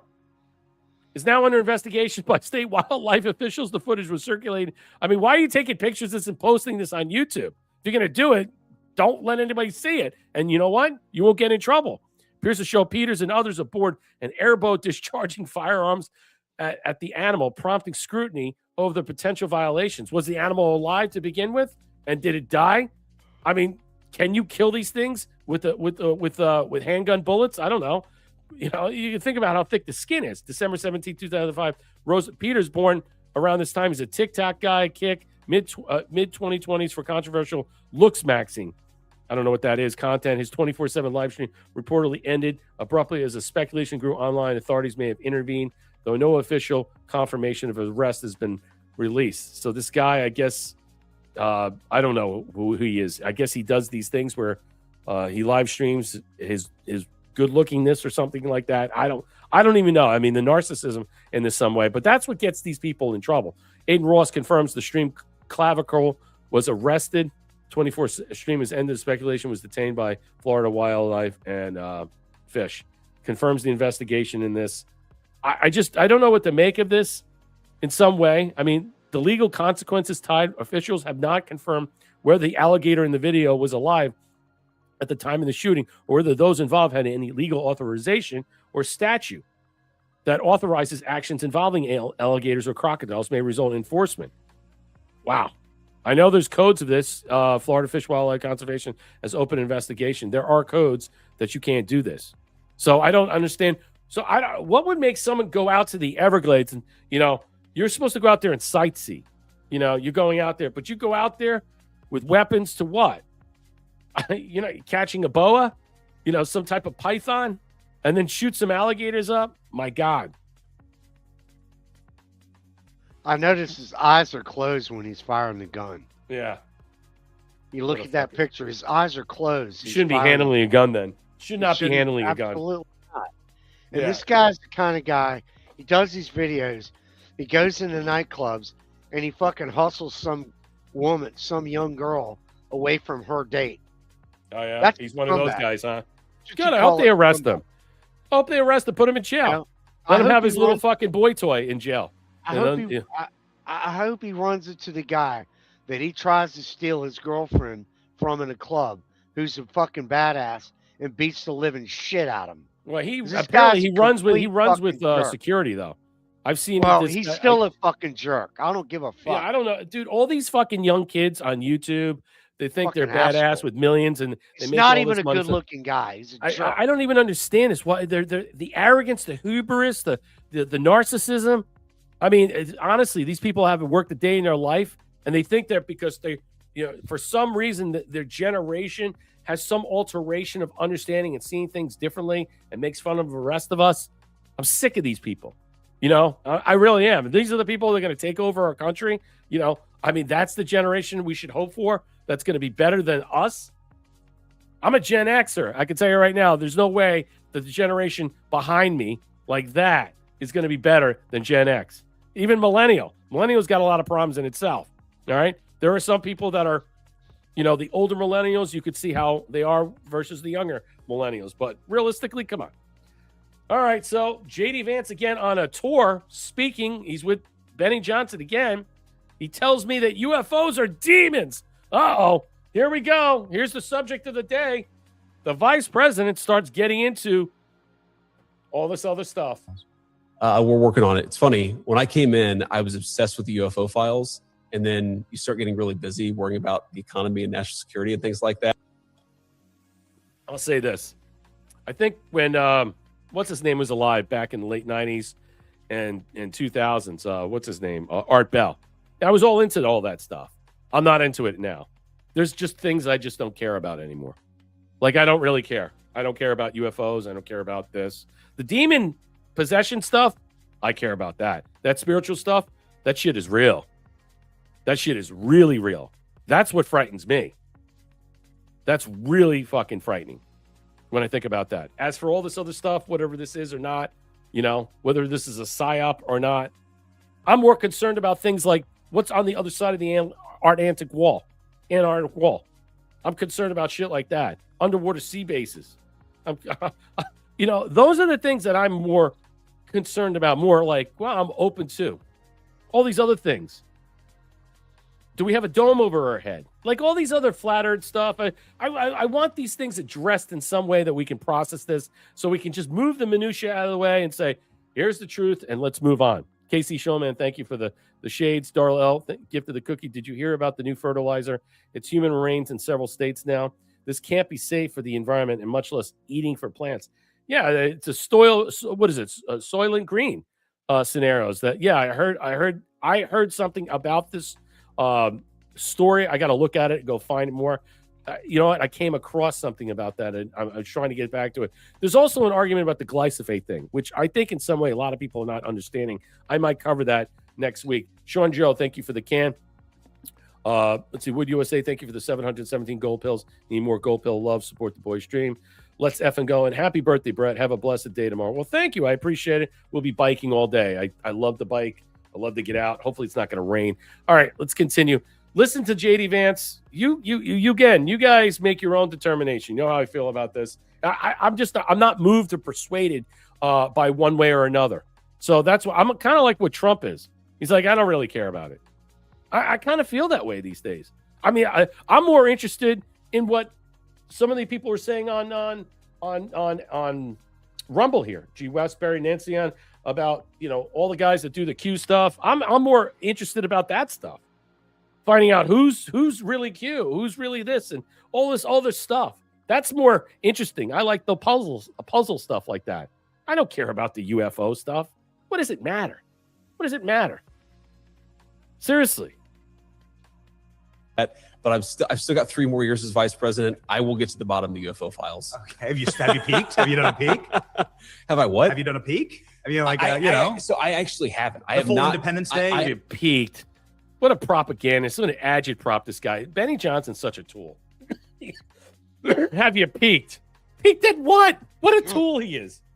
Independence Day. Again, another tool. And I have not been able to spend enough time on this to really understand it, but I am going to. Trust me, I'm obsessed with this. I've already had a couple of times where I'm like, all right, we're going to Area 51. We're going out to New Mexico. We're going to sort of get to the bottom of this. And then the timing of the trip just didn't work out. But trust me, anybody who's curious about this, I'm more curious than anybody. And I've got 3 years of the very, very tippy top of the classification. I'm going to get to the bottom of it. Okay, so you haven't been to Area 51 yet? Not yet. Some Not people yet. say they keep the UFOs in Ohio. Yeah, Hangar 18, Hangar 18, right? I've I've heard that as well, but I don't know. Hangar 18, it's like a movie. All right. Well, we're waiting also for a it. We saw TV aliens.gov. series. We saw aliens.gov. I don't think they're aliens. I think they're demons anyway, but that's a longer discussion. Well, I can't let you go without a follow-up on that. Because Barack Obama is on this podcast, and he goes, Ooh, yeah, listen to aliens this. are real, but, here's where they're not. And, I did not. And so Obama says, I didn't yes, hear that aliens one. he gets asked point blank, are aliens real? Oh, yeah. And then he goes, but they're not at Area 51. And Well, where are they, bro? Well, that's what he says. Right. That's a great question. I need Trump to see had to this. go save I him, need and to he see said this he's going to podcast. declassify. Okay. So you think they're demons? Well, look, I think that celestial beings, who fly around, who do weird things to people. I think that the desire to describe everything celestial, everything as otherworldly, to describe it as aliens. I mean, every great world religion, including Christianity, the one that I believe in, has understood that there are weird things out there, and there are things that are very difficult to explain. And I naturally go, when I hear about sort of extra natural phenomenon, that's where I go to, is the Christian understanding that, you know, there's a lot of good out there, but there's also some evil out there. And I think that one of the devil's great tricks is to convince people he never existed.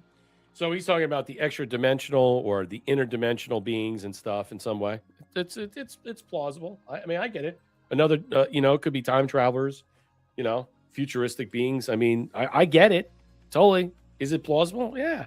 But again, I'm just not like focused on it. It's like, for everybody that if I was going to interview JD Vance, I would not ask that question. I wouldn't even ask that question to President Trump, because I don't care about that. It's all agitprop for his audience. He's a tool. It's just selling clicks. That's all it is. And see how JD Vance plays it off, and it's all comical. Linda Perino says you don't trust JD Vance. Okay, that's fine. I know some people don't. There's a lot of people that don't. Joel, I'll give to the cookie. Excuse me, the can. Look up Aleister Crowley drawing of a demon he named Lamb, and tell me what you see. Okay, I'll look that up. Yeah, I know about Aleister Crowley. Yeah, I get it. Well, thank you, James, about the birthday. I appreciate it. Yep. Let's see. Getting closer for the Trump card. Yeah, I think so. Yes, the East India Company, G. Westbury, all UK. Yeah, True Fit and Hill, the shaving cream. I get that. I use the brush, and I have that.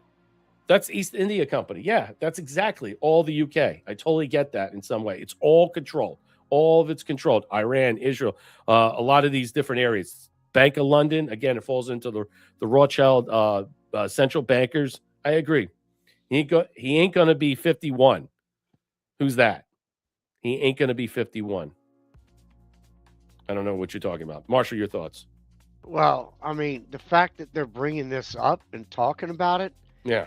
He's basically, what I heard from what he said is, we are living with demons. Mm-hmm. I believe that. Just the movie They Live. Oh, yeah. Like that. Well, not They Live. Us. You mean those are different? Those weren't demons. Well, it could be in disguise and stuff. Oh, Area 51, Brett. Yeah, they're not going there. No, you're right. You're right. I mean, there are other movies that portrayed that too. Think about Invasion of Body Snatchers. Yeah, I mean, we're surrounded by it. They're all over the place.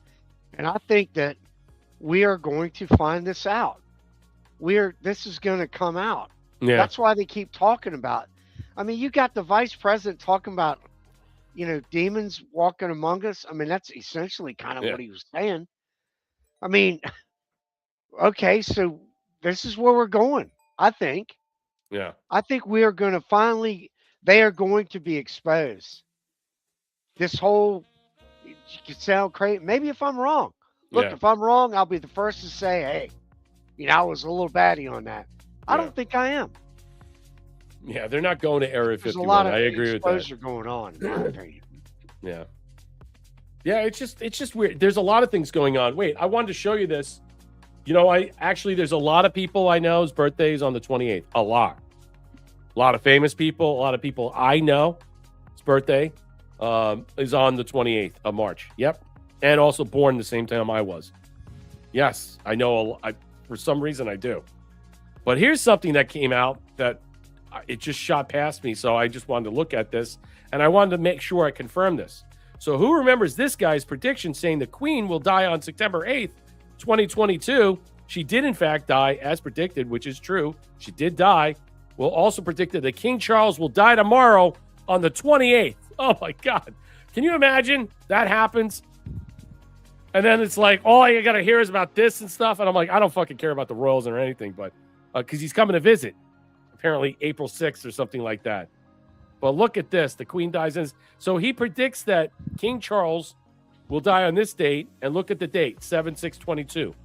So this was obviously 2 months before Queen Elizabeth died. I see a Somalian. I've seen shadow people. I've seen shadow people too. I have. I no doubt about it. No doubt about it. Shadow people. You know who had a great, amazing stories did one with shadow people? Go look that one up. I used to love that show. I wasn't into the Twilight Zone so much, but the Twilight Zone, if you understood it, made sense, for a lot of different things. Things that didn't make sense, that were off, made sense, but amazing stories. I don't know if anybody watched it. It was in the 80s. I don't know, and I think they redid it in the 90s, but it was a really good show. I would highly, highly check out that episode with Shadow People. All right, so I guess that's it. That was the last thing. Any thoughts and stuff? Do you think this guy's prediction is going to come true? I mean, what do you think? I don't know, man. I mean, I think we just have to sit back and, just don't worry about it. Watch what happens. Yeah. I think some of it's going to lean that way. But I also want to end it also at the end of this. Aloha, Mom. God bless you. God bless your dad. Greatest generation. And I want to end it also with happy birthday, Brett. Rock on, brother. Go and have yourself a nice scotch or a nice cigar tomorrow. Well, we'll be biking all day. So the I end doubt of the that. day. Maybe I'll have some margaritas. Yeah, at the end of the day, definitely have a cigar and Do your thing, man. Maybe I'll have an old fashioned. I like old fashions and Manhattans, so I'm interested in those for some reason. But I like margaritas during the day.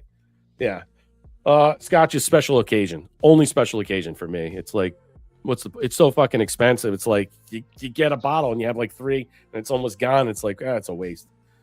All right, moving on. I want to thank everybody out there. Let's see.